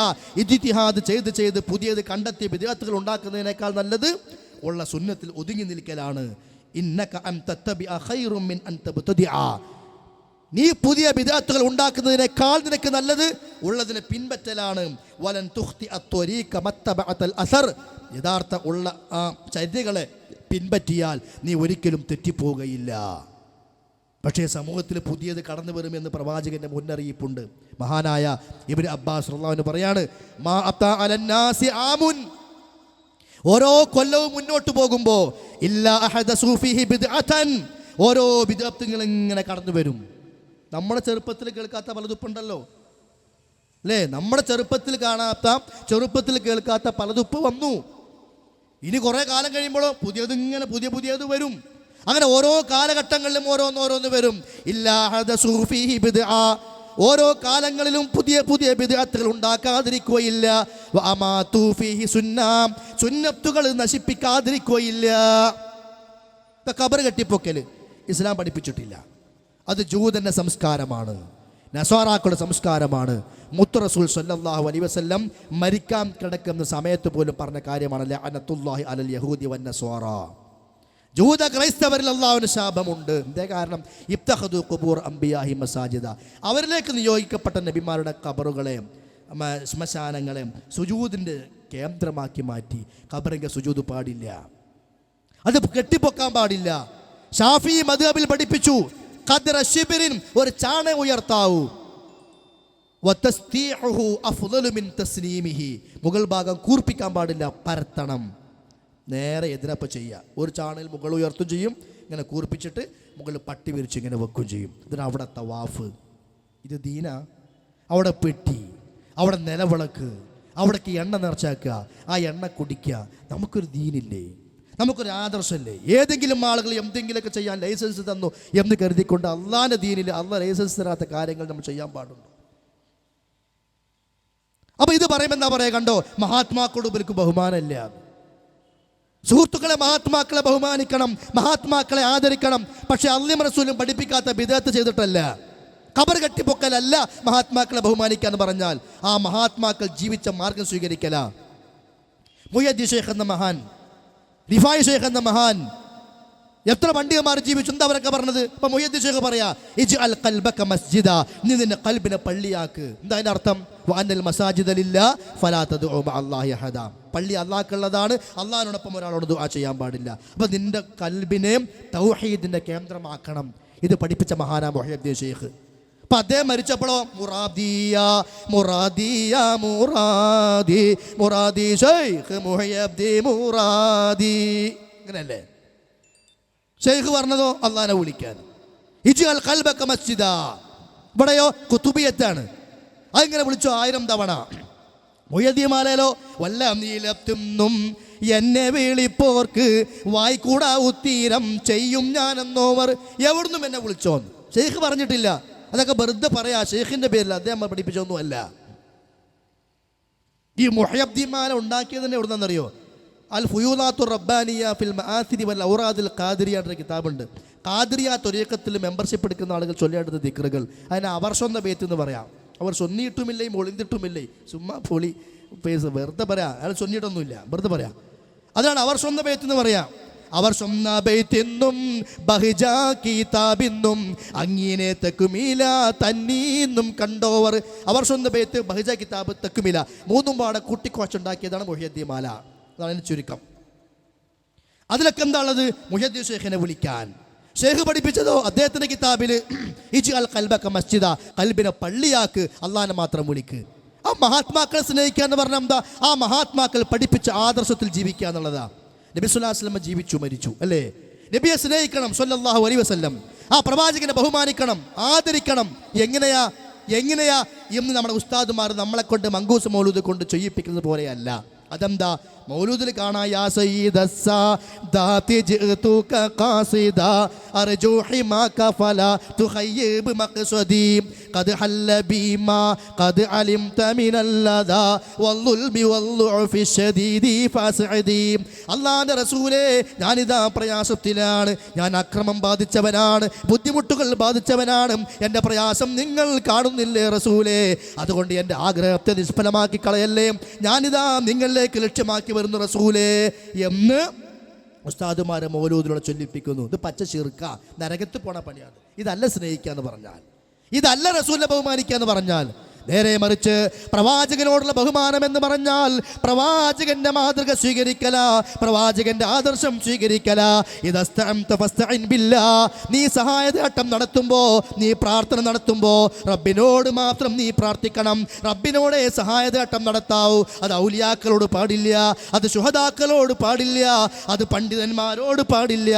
പ്രാർത്ഥനയുടെ പരിധിയിൽ വരുന്ന എന്തെല്ലാം സഹായതേട്ടങ്ങളുണ്ടോ, ആരാധനയുടെ പരിധിയിൽ വരുന്ന എന്തെല്ലാം വിഷയങ്ങളുണ്ടോ, അതെല്ലാം റബ്ബിനോട് മാത്രമേ പാടുള്ളൂ.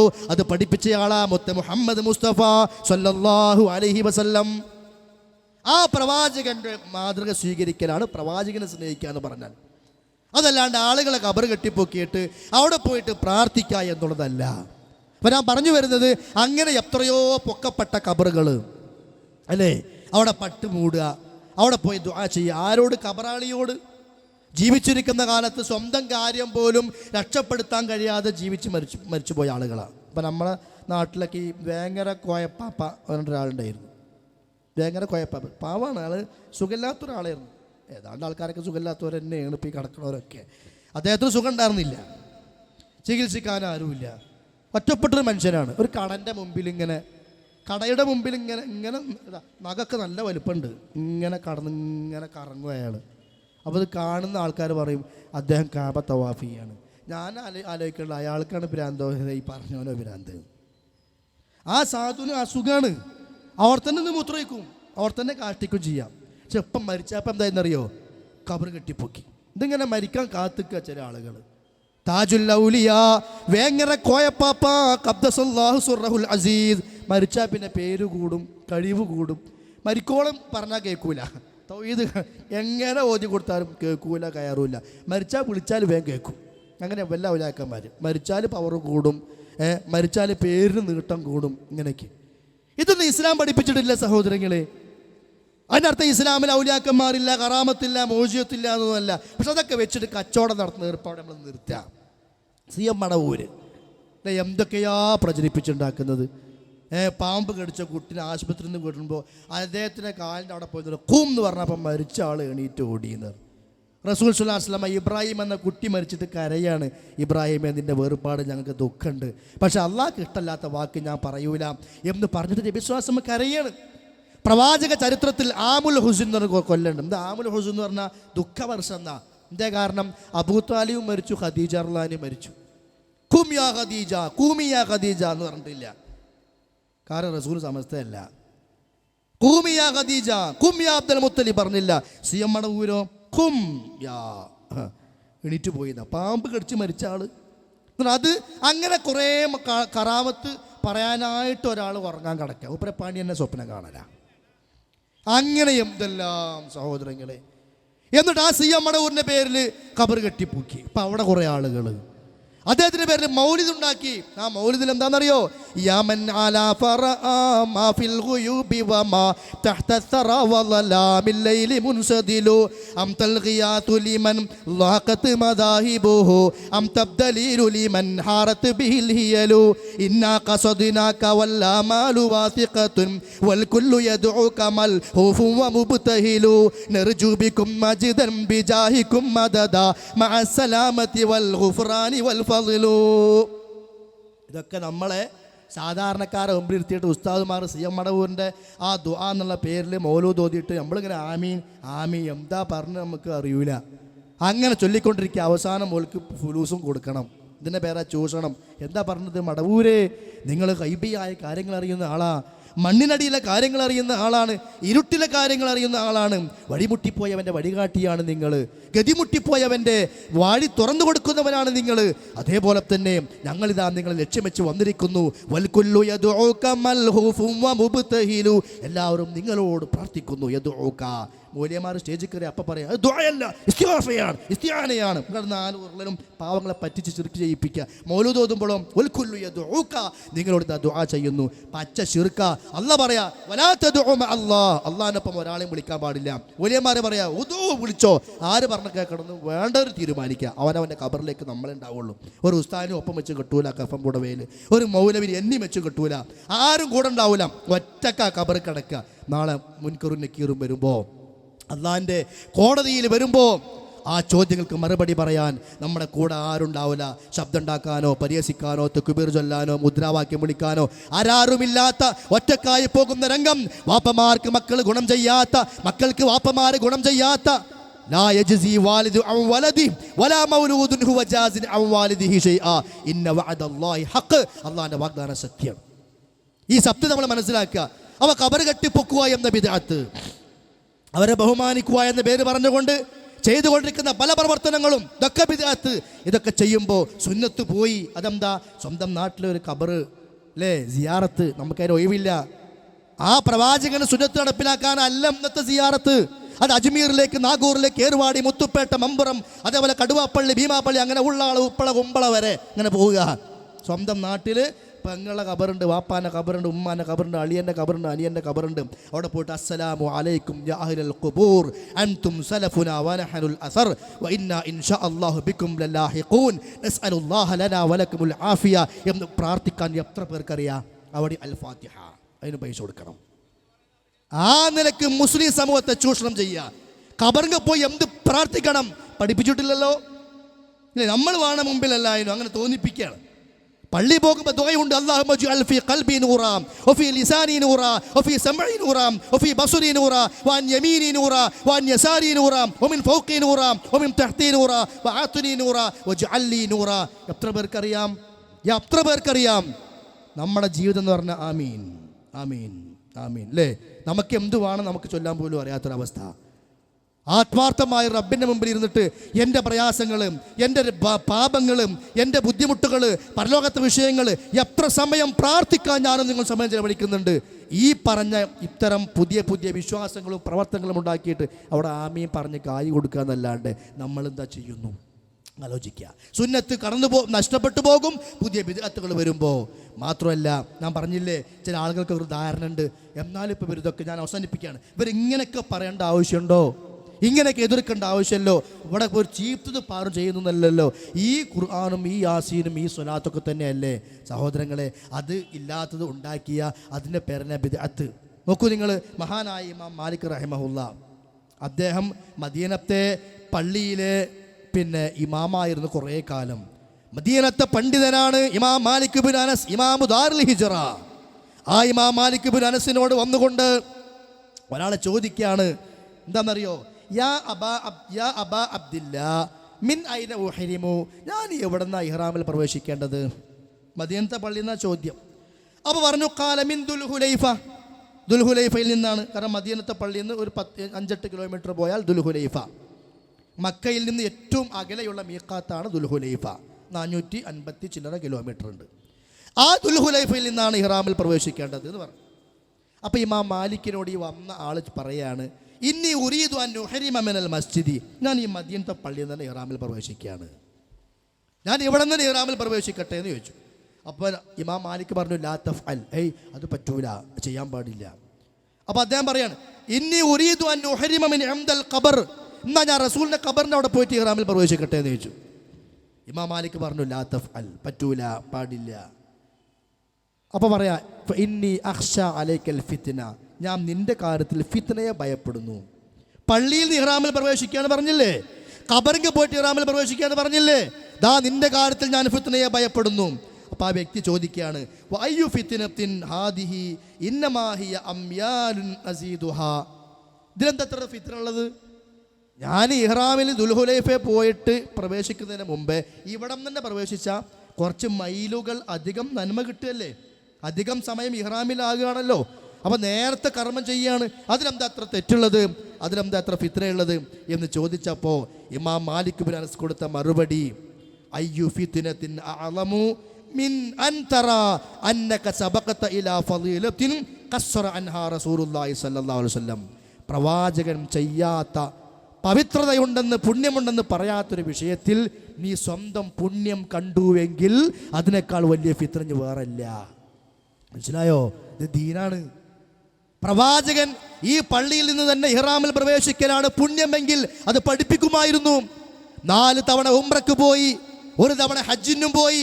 ആ പ്രവാചകൻ സല്ലല്ലാഹു അലൈഹി വസല്ലം മദീനത്തെ പള്ളിയിൽ നിന്നല്ല ഇഹ്റാമിൽ പ്രവേശിച്ചത്, നേരെ മറിച്ച് അവിടെ നിന്ന് 8 കിലോമീറ്റർ അപ്പുറമുള്ള ദുൽഹുലൈഫയിൽ പോയിട്ടാ. ഇന്ന് ആ ദുൽഹുലൈഫക്ക് അബിയാർ അലി എന്നാണ് പറയാ. അപ്പോൾ ഇദ്ദേഹം പറയാം ഞാൻ ഇവിടെ നിന്ന് തന്നെ പോയിക്കോളാം ഇഹ്റാമിൽ പ്രവേശിച്ചിട്ട്. അപ്പോൾ കുറച്ച് തോന്നൻ സമയം നല്ലത് ചെയ്യുകയാണല്ലോ, പറ്റൂല, അത് ഫിത്നയാണ്. എന്നിട്ട് ഇമാം മാലിക് ബിൻ അനസ് ഓതിക്കൊടുക്കുകയാണ് ഇന്നി സമിഅതുല്ലാഹ യഖൂൽ, അല്ലാഹു തആല പറഞ്ഞിരുന്നു ഞാൻ കേട്ടിട്ടുണ്ട്. എന്താ അല്ലാഹ് പറഞ്ഞത്?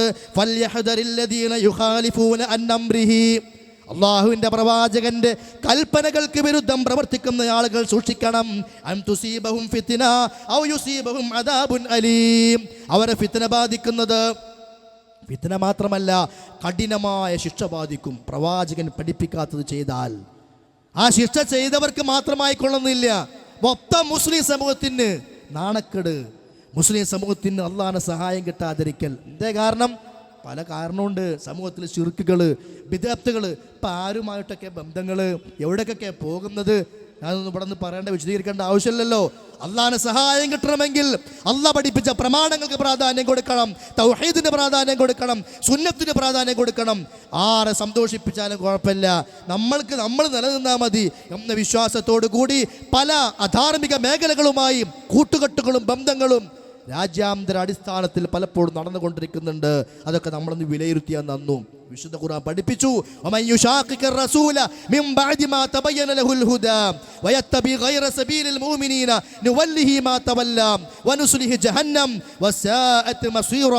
ആരെങ്കിലും പ്രവാചകനെ എതിരെ പ്രവർത്തിച്ചാൽ മിൻ ബഅദി മാ തബയ്യന ലഹുൽ ഹുദാ, പ്രവാചകൻ കൊണ്ടുവന്ന ഹുദ ബോധ്യപ്പെട്ടതിന് ശേഷം ആ പ്രവാചകൻ കൊണ്ടുവന്ന ഹുദയിൽ മങ്കൂസ് മൗലൂദോ സറഫൽ അനാമോ നേർച്ചയോ ചന്ദനക്കുടമോ കബർ കെട്ടിപ്പൊക്കലോ അങ്ങനെ കബറിൻ്റെ അവിടേക്ക് നിലവിളക്കോ അവിടേക്ക് പെട്ടി പോകലോ അവിടേക്ക് പായസം കൊണ്ടുപോകലോ അവിടേക്ക് ആന വരലോ ചെണ്ടയോ ഒന്നും റസൂൽ പഠിപ്പിച്ച ഹുദയിലില്ല.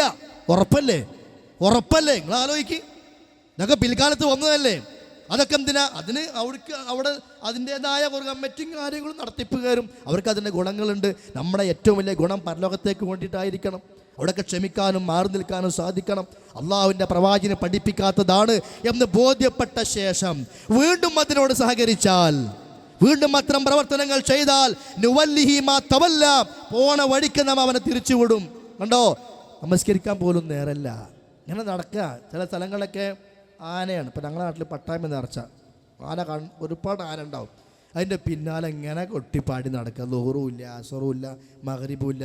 പേരെന്താ? മുസ്ലിം യുവാക്കളാണ്, ഇസ്ലാമിൻ്റെ ചെറുപ്പക്കാരാണ്. ഈ ആനക്കാഷ്ടം ആ മൂത്രം അതിൻ്റെ പിന്നാലെ കയ്യും കൊട്ടി നടക്കുക മുസ്ലിങ്ങളാന്ന് പറഞ്ഞിട്ട്. പേരെന്താ? ഇപ്പം പേര് മാറ്റി, ഇപ്പം പട്ടാമ്പി പൂരെന്നാക്കിക്കണു. അതുകൊണ്ട് നേർച്ച എന്ന് പറയുമ്പോൾ ഒരു ഇസ്ലാമിയത്തിൻ്റെ ചുഴ വരുന്നുണ്ടായില്ലേ. കാരണം ഇസ്ലാമിലും നേർച്ചണ്ടേ. ഇസ്ലാമിൽ നേർച്ച പറഞ്ഞാൽ അങ്ങനെ ഖബറിൻ്റെ അവിടുന്ന് എണ്ട കൊട്ടി തുടങ്ങലും കതിനെ കുറ്റി പൊട്ടിക്കലും ആന വരലും കൊടി പൊന്തിക്കലും ഒന്നല്ല. ഇസ്ലാമിലെ നേർച്ച എന്ന് പറഞ്ഞാൽ സുന്നത്തായ ഒരു കാര്യം നമ്മൾ സ്വന്തം നിർബന്ധമാക്കുക. ഇപ്പോൾ ഞാൻ അനാഥകൾക്ക് ഒരു ചാക്കരിയാ കൊടുക്കും, ഞാൻ നിർബന്ധമാക്കുക എൻ്റെ പേരിൽ. അപ്പോൾ നേർച്ചയാണത്. ഞാൻ എന്ന ദിവസം നോമ്പെടുക്കും, അതൊരു സുന്നത്തായ ഒന്ന് നേർച്ചയാക്കല, അപ്പോൾ നിർബന്ധമായി. അപ്പോൾ നിർബന്ധമല്ലാത്ത ഒന്ന് സ്വന്തത്തിൻ്റെ പേരിൽ നിർബന്ധമാക്കല നേർച്ച എന്ന് പറഞ്ഞാൽ അതിന് പല ലക്ഷ്യങ്ങളും ആവശ്യങ്ങളും വിഷയങ്ങളൊക്കെ വേറുണ്ട്. പക്ഷേ ഇന്നത്തെ നേർച്ച എന്ന് പറഞ്ഞാൽ എന്താ? കൊണ്ടോട്ടി നേർച്ച, രാമന്തോള് നേർച്ച, പട്ടാമ്പി നേർച്ച, ഇന്നേടത്ത് നേർച്ച. അന്തേ കുറേ ആന, കുറേ ചണ്ട, കുറേ ആണുങ്ങൾ, കുറേ പെണ്ണുങ്ങൾ, നിസ്കാരമില്ല, ഒന്നുമില്ല, ഇസ്ലാമിയത്വമില്ല, വേഷവിധാനം ഒന്നുമില്ല. ഇതൊക്കെ തെറ്റാന്ന് പറയാൻ ഒരു ഉസ്താദും ഇല്ല അല്ലേ? നിങ്ങളൊന്ന് ആലോചിക്കും, ഇത് തെറ്റാന്ന് പറയാൻ ഒരു ഉസ്താദും ഇല്ല. അപ്പം ഈ പ്രസംഗം ഇവിടെ നടന്നു, ചിലപ്പോൾ ഇൻഷാ അല്ലാഹ് അടുത്ത ആഴ്ച ഇനി മറുപടി പറയാം, അതിനാളുണ്ടാവും. കാരണം ഇവിടെ ആയത്തു അതിസോതി ജനങ്ങളെ ബോധവൽക്കരിച്ചു, അതിന് മറുപടി പറയാൻ ആളുണ്ടാവും. അതിന് ഞങ്ങൾക്ക് സന്തോഷം കേട്ടോ, ഏറ്റെടുക്കുകയാണ്. ഇത് തുടർന്ന് പോകാൻ വലിയ ആഗ്രഹമുള്ള ആളാണ് ഞാൻ. കാരണം 4 ചില വിഷയങ്ങളൊക്കെ പൂട്ടിയ വലിയ വലിയ കട്ടകളൊക്കെ പൊട്ടും, ജനങ്ങൾ പഠിക്കുകയും ചെയ്യും. ശരി, പോട്ടെ. അപ്പോൾ അള്ളാഹുവിൻ്റെ റസൂല് പഠിപ്പിക്കാത്തതാണെന്ന് ബോധ്യപ്പെട്ടാൽ ഒഴിവാക്കണം.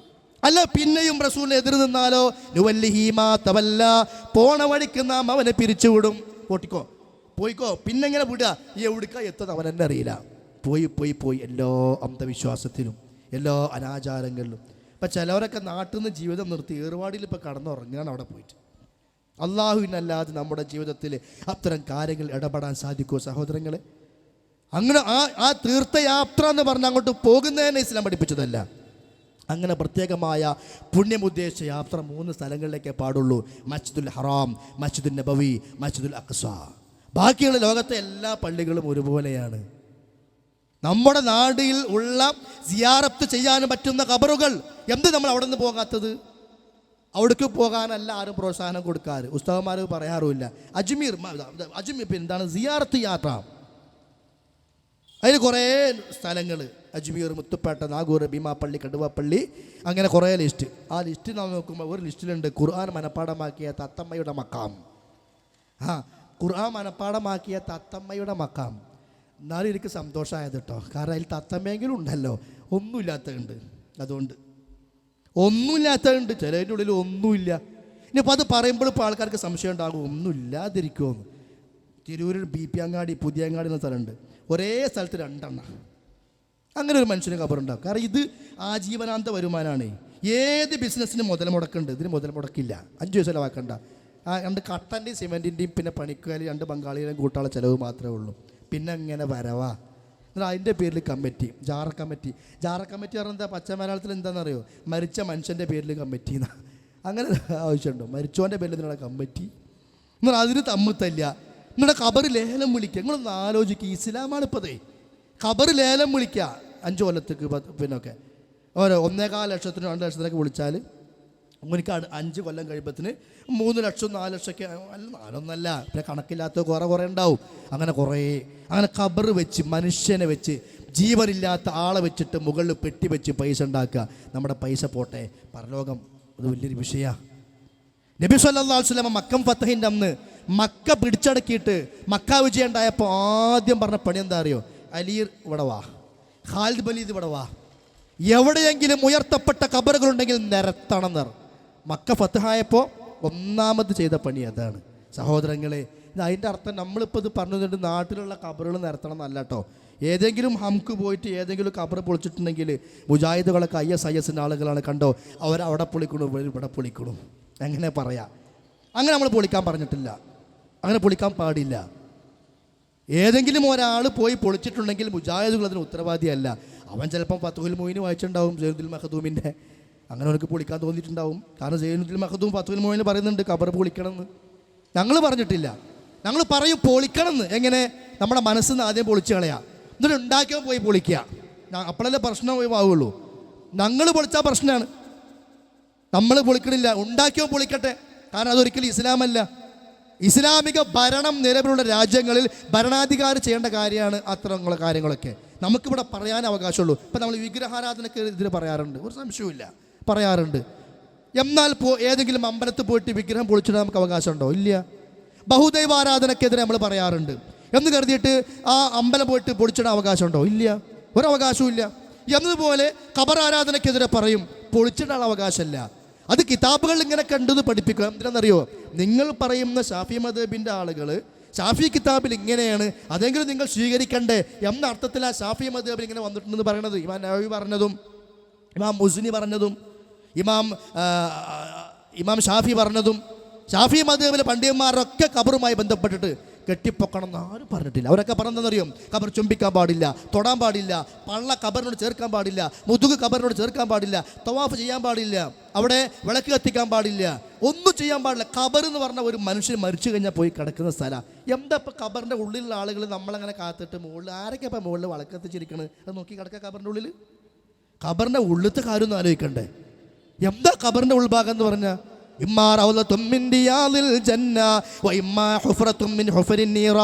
ഒന്നുകിൽ സ്വർഗത്തിന്റെ ലോകമാണ്, അല്ലെങ്കിൽ നരകാഗ്നിയുടെ ഭാഗമാണ് ഖബർ.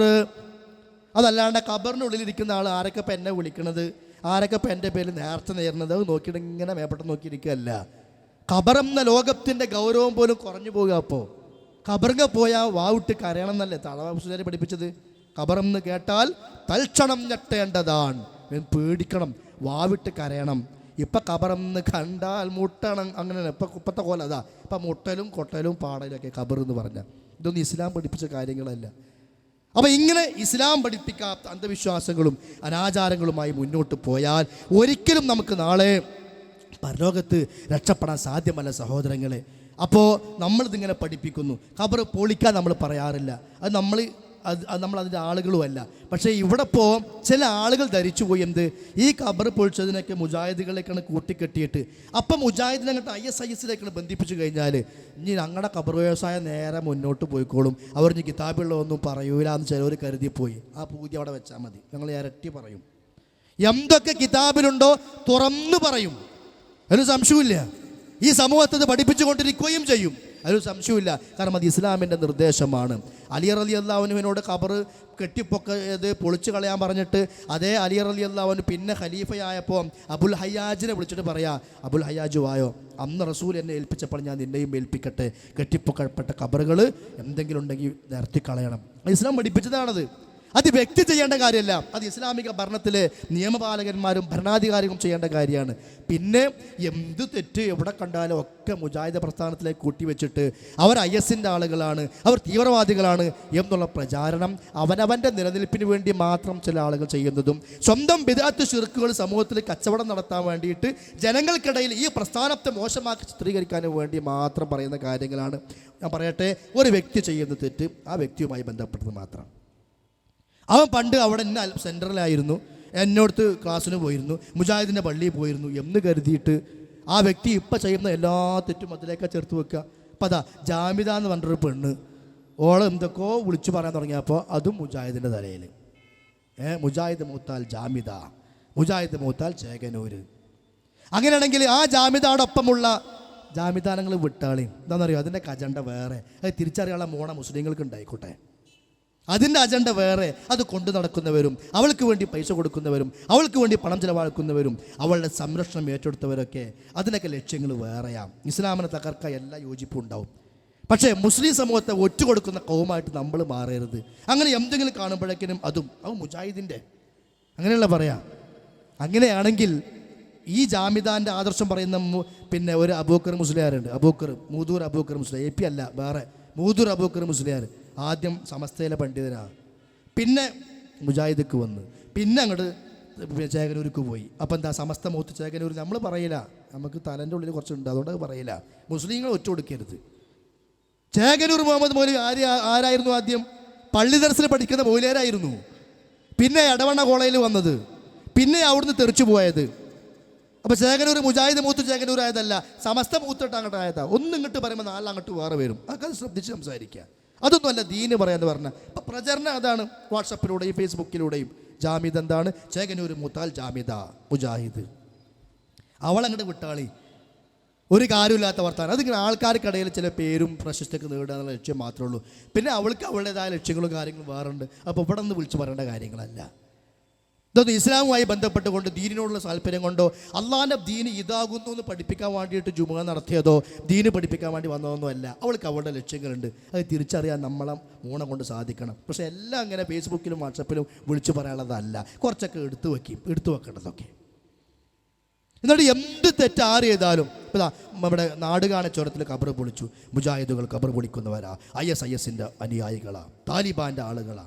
എന്നാൽ താലിബാന് വേണ്ടി ലേഖനം എഴുതിയത് സമസ്തയുടെ മാസികകളാ. ഉസാമ ബിൻ ലാദന് വേണ്ടി ലേഖനങ്ങൾ എഴുതിയതോ സമസ്തയുടെ പുസ്തകങ്ങളാ. ഉസാമ ബിൻ ലാദനും മുല്ലാ ഉമറുമൊക്കെ അന്ന് തീവ്രവാദ പ്രവർത്തനങ്ങളുമായി മുന്നോട്ട് വന്നപ്പോൾ സൗദി അറേബ്യയിലെ സലഫി പണ്ഡിതന്മാർ രംഗത്തിറങ്ങി ഫത്വ കൊടുത്തു. വലാലത്താണിത്, വഴികേടാണ്, തീവ്രവാദമാണ്, നിരപരാധികളെ കൊല്ലലാണ്, ഉസാമയുടെ പ്രവർത്തനങ്ങൾ അംഗീകരിക്കാൻ പറ്റില്ല എന്ന് പറഞ്ഞുകൊണ്ട് അന്ന് ഫത്വ ഇറക്കിയപ്പോൾ സമസ്തൻ്റെ ഫത്വ എന്താ? ലോകം കണ്ട ഏറ്റവും നല്ല നായകന്മാർ, ഒന്ന് ഉസാമ ബിൻ ലാദനും ഒന്ന് സദ്ദാം ഹുസൈനും.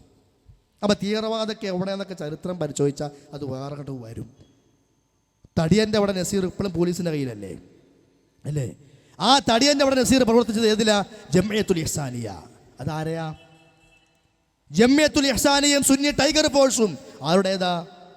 അത് സൂചിപ്പിക്കാൻ കാരണം മുജാഹിദ് പ്രസ്ഥാനം ഖുർആൻ കൊണ്ടും ഹദീസ് കൊണ്ടും യഥാർത്ഥമായ ഇസ്ലാമിൻ്റെ ആശയാദർശങ്ങൾ പഠിപ്പിച്ച് ജനങ്ങളെ അന്ധവിശ്വാസത്തിൽ നിന്നും ചൂഷണത്തിൻ്റെ മാർഗത്തിൽ പിടിച്ചു കൊണ്ടുവരുമ്പോൾ അതിൽ പിടിച്ചു നിൽക്കാൻ കഴിയാതെ ജനങ്ങളെ പിടിച്ചു നിർത്താൻ ഒരേ മാർഗമുള്ളത് മനസ്സിലാക്കിയ ചില ആളുകൾ എന്ത് മനസ്സിലാക്കി? ഇവർക്കെതിരെ തീവ്രവാദം പടച്ചു വിട്ടാൽ നമ്മൾ കഴിച്ചിലാകൂല. തീവ്രവാദത്തിൻ്റെ അടിസ്ഥാനത്തിലേക്ക് നിങ്ങൾ ചെന്ന് എത്തുക ചെയ്യുക. ഈ നസീർ, തടിയൻ്റെ അവിടെ നസീർ പഠിച്ചത് എവിടെയാ? സമസ്തൻ്റെ മദ്രസയിലാണ്. അവൻ കേട്ട ഹുതുബൊക്കെ എവിടുന്ന? സമസ്തൻ്റെ പള്ളിയിൽ നിന്നാണ്. അപ്പോൾ നമ്മൾ പറയാണ് സമസ്തൻ്റെ പള്ളിയിൽ തീവ്രവാദം പഠിപ്പിക്കുന്നു. പറയാൻ പാടുണ്ടോ? ഇല്ല. സമസ്തൻ്റെ പള്ളിയിൽ തീവ്രവാദം പഠിപ്പിക്കണില്ല, അത് നമ്മൾ പറയൂല. അപ്പോൾ നസീർ ചെയ്തതോ? അത് അവൻ ചെയ്ത തെറ്റ്. ഒരു വ്യക്തി ചെയ്താൽ ആ വ്യക്തിയുടെ തെറ്റ് എന്നുള്ളതല്ലാതെ അത് വെച്ചിട്ട് ഒരു പ്രസ്ഥാനത്തെ മുഴുവൻ ആക്ഷേപിക്കുന്ന ശൈലി പാടില്ല. ഇപ്പം ചില നാടുകളിൽ ആത്മഹത്യ നടക്കാറുണ്ട്. എൻ്റെ നാട്ടിൽ 6 ആത്മഹത്യ നടന്നിട്ടുണ്ട്. 6 ഒക്കെ കയറെടുത്ത് തൂങ്ങിയതാ. 6 പഠിച്ചത് സമസ്തൻ്റെ മദ്രസയിലാണ്. അപ്പം നമ്മൾ സ്റ്റേജ് എട്ടിയിട്ട് സമസ്തയിൽ ആത്മഹത്യ ചെയ്യാൻ പഠിപ്പിക്കുന്നു അങ്ങനെ പറയാം? ഇല്ല. അത് ആ ഹംക്ക് ചെയ്ത് തെറ്റെന്നല്ലാണ്ട് അതിനെന്തിനാ സമസ്തനെ പറയണത്? എന്നതുപോലെ ഏതെങ്കിലും ഒരുത്തന്നെ എവിടെയെങ്കിലും എന്തെങ്കിലും ചെയ്താൽ അതൊക്കെ ആ വ്യക്തിയിൽ ബന്ധപ്പെടുത്താന്നല്ലാണ്ട് അത് ഈ കൂട്ടിക്കെട്ടുന്ന ഏർപ്പാടുണ്ടല്ലോ, അത് ആദർശ പാപ്പരത്വമാണ്. ഖുർആൻ കൊണ്ടോ ഹദീസ് കൊണ്ടോ ഇന്ന് സമൂഹത്തിന് നേതൃത്വം കൊടുത്തുകൊണ്ടിരിക്കുന്ന, സമൂഹത്തിൽ ചെയ്യിപ്പിച്ചുകൊണ്ടിരിക്കുന്ന പ്രവർത്തനങ്ങൾക്ക് തെളിവുദ്ധരിക്കാൻ സാധിക്കാതെ വരുമ്പോൾ സമൂഹം ആ ശിർക്കുകളിലും ആ ബിദ്അത്തുകളിലും ആ അന്ധവിശ്വാസങ്ങളിലും നിലനിന്നെങ്കിൽ മാത്രമേ ഞങ്ങളുടെ സാമ്പത്തികമായ ഗുണമുണ്ടാവുകയുള്ളൂ എന്ന് മനസ്സിലാക്കിയ പുരോഹിതന്മാർ സമൂഹത്തെ പിടിച്ചു നിർത്താൻ വേണ്ടി ചെയ്യുന്ന കാര്യമാണെന്ത്? മുജാഹിദുകൾ തീവ്രവാദികളെന്ന് പറയാം. അതുകൊണ്ട് ഞാൻ അവസാനിപ്പിക്കുകയാണ്. സഹോദരങ്ങളെ, നമ്മളൊക്കെ മരിക്കാനുള്ളവരാണ്. ഈ വാക്കും ഈ ശക്തിയും കഴിവും ആരോഗ്യവും പണവും നമ്മുടെ ശേഷിയൊക്കെ നഷ്ടപ്പെട്ടു പോകുന്നൊരു ദിവസം, നമ്മൾ മയ്യത്തായി മലർന്നു കിടന്ന് കുളിപ്പിക്കുന്ന ആളുകൾക്ക് മുമ്പിൽ നിശ്ചലനായി കിടക്കുന്ന ആ നിമിഷം മുതൽ നാളെ റബ്ബിൻ്റെ കോടതിയിൽ നമ്മളൊക്കെ എത്തുന്നത് വരെ പിന്നെ ആരും ഇല്ലാത്ത അവസരങ്ങളാണ് നമ്മുടെ മുമ്പിലുള്ളത്. ആരാരുമില്ലാത്ത സന്ദർഭത്തിലും നമുക്ക് മനസ്സിന് സ്ഥൈര്യം വേണം, നമുക്ക് ഒരു വെളിച്ചം വേണം. ആ വെളിച്ചം കിട്ടാൻ നമുക്ക് ഈ ലോകത്ത് നമ്മൾ സ്വീകരിക്കേണ്ടുന്ന കൃത്യമായ ഒരു സുന്ദരമായ വെളിച്ചത്തിൻ്റെ പാത. തറക്കത്തുക്കും മലൽ മഹജ്ജത്തിൽ ബൈളാ ലൈലുഹാ കനഹാരിഹാ ലാ യസീഗു അൻഹാ ഇല്ലാ ഹാലികുൻ. സുന്ദരമായ നേർപാതയിലാ ഞാൻ നിങ്ങളെ വിട്ടേച്ചു പോയത്. ആ നേർപാത അൽ മഹജ്ജത്തുൽ ബൈളാ, അതാണ് ഖുർആനിലും ഹദീസിലും ഉള്ളത്. അത് വേറെ എവിടെയില്ല. ആ ഖുർആനും ഹദീസും അത് ആദ്യമായി കേട്ട് ജീവിച്ച സ്വഹാബികൾ, ആ സ്വഹാബികളെ കണ്ട് ജീവിച്ച താബിഊകൾ, അവരെ കണ്ട് ജീവിച്ച തബഉ താബിഊകൾ, ഏറ്റവും ഉത്തമ തലമുറ എന്ന് അഷ്റഫുൽ ഖൽഖ് സ്വല്ലല്ലാഹു അലൈഹി വസല്ലം പരിചയപ്പെടുത്തിയ ആ തലമുറയുടെ കാലഘട്ടത്തിലെ വിശ്വാസം, ആ കാലഘട്ടത്തിലെ ആചാരം, അത് മാത്രമാണ് ദീനും. അതാ സ്വർഗത്തിലേക്കുള്ളത്. അതിനപ്പുറം ഏത് വലിയവൻ കൊണ്ടുവന്നാലും, ഏത് വലിയ മഹല്ല് കൊണ്ടുവന്നാലും, ഏത് വലിയ ഉസ്താദ് കൊണ്ടുവന്നാലും, ഏത് വലിയ മൗലവി കൊണ്ടുവന്നാലും നമുക്കതൊരിക്കലും മാനദണ്ഡമല്ല. വിശുദ്ധ ഖുർആൻ പറഞ്ഞല്ലോ, അൽയൗമ അക്മൽതു ലക്കും ദീനക്കും, നിങ്ങൾക്ക് ഞാൻ ദീന് പൂർത്തിയാക്കി തന്നു. ദീന് പൂർത്തിയാക്കി. അള്ളാഹിൻ്റെ അനുഗ്രഹമാണ് ദീന്. ഒരു അനുഗ്രഹം കിട്ടിയ അനുഗ്രഹം നശിപ്പിക്കല്ലേ വേണ്ടത്, അനുഗ്രഹം നിലനിർത്താൻ വേണ്ടത്. അപ്പോൾ അള്ളാഹ് ഇറക്കിയതുപോലെ നിലനിർത്തലാണ് ആ ദീനാകുന്ന നിഅമത്തിൻ്റെ പേരിൽ നമ്മൾ റബ്ബിനോട് കാണിക്കേണ്ടുന്ന നന്ദി. ആ ദീനിനെ അതേപോലെ നിലനിർത്തുക. ഈ ആയത്തിറങ്ങിയപ്പോൾ ഇസ്ലാം പൂർത്തിയാണല്ലോ, വിശ്വാസവും ആചാരവും കർമ്മവും ഒക്കെ. ആയത്തിറങ്ങി 150 കൊല്ലം കഴിഞ്ഞിട്ട് ഇമാം മാലിക് ബിൻ അനസ് ഈ ആയത്ത് അന്നത്തെ ആളുകൾക്ക് ക്ലാസ് എടുത്ത് കൊടുക്കുകയാണ്. അല്യോമ അക്മൽതു ലക്കും ദീനക്കും, ദീൻ ഞാൻ പൂർത്തിയാക്കി തന്നു. അന്ന് ഇമാം മാലിക് പറഞ്ഞൊരു വാക്ക് മനപ്പാടമാക്കിക്കോളി. എന്താണെന്നറിയോ? ഈ ആയത്തിറങ്ങുന്ന കാലഘട്ടത്തിൽ എന്തൊന്ന് ദീനാണോ അതൊക്കെ ഇന്നും ദീനാണ് എന്ന് പറഞ്ഞത് അന്ന് പറഞ്ഞതല്ല. ആയത്തിറങ്ങിയിട്ട് 150 കൊല്ലം കഴിഞ്ഞിട്ട് ഇമാം മാലിക് പറയാണ് ഈ ആയത്തിറങ്ങുന്ന കാലത്ത്, അതായത് അറഫയിലാണ് ആയത്തിറങ്ങിയത്, പ്രവാചകന്റെ ആദ്യത്തെയും അവസാനത്തെയുമായ ഹിജ്റ 10-ാം വർഷം, അന്നാണ് ഈ ആയത്തിറങ്ങുന്നത്. ഈ ആയത്തിറങ്ങുന്ന കാലഘട്ടത്തിൽ എന്തൊക്കെ ദീനാണോ അതെല്ലാം ഇന്നും ദീനാണ്. വമാ ലം യകും യൗമൈദിൻ ദീന,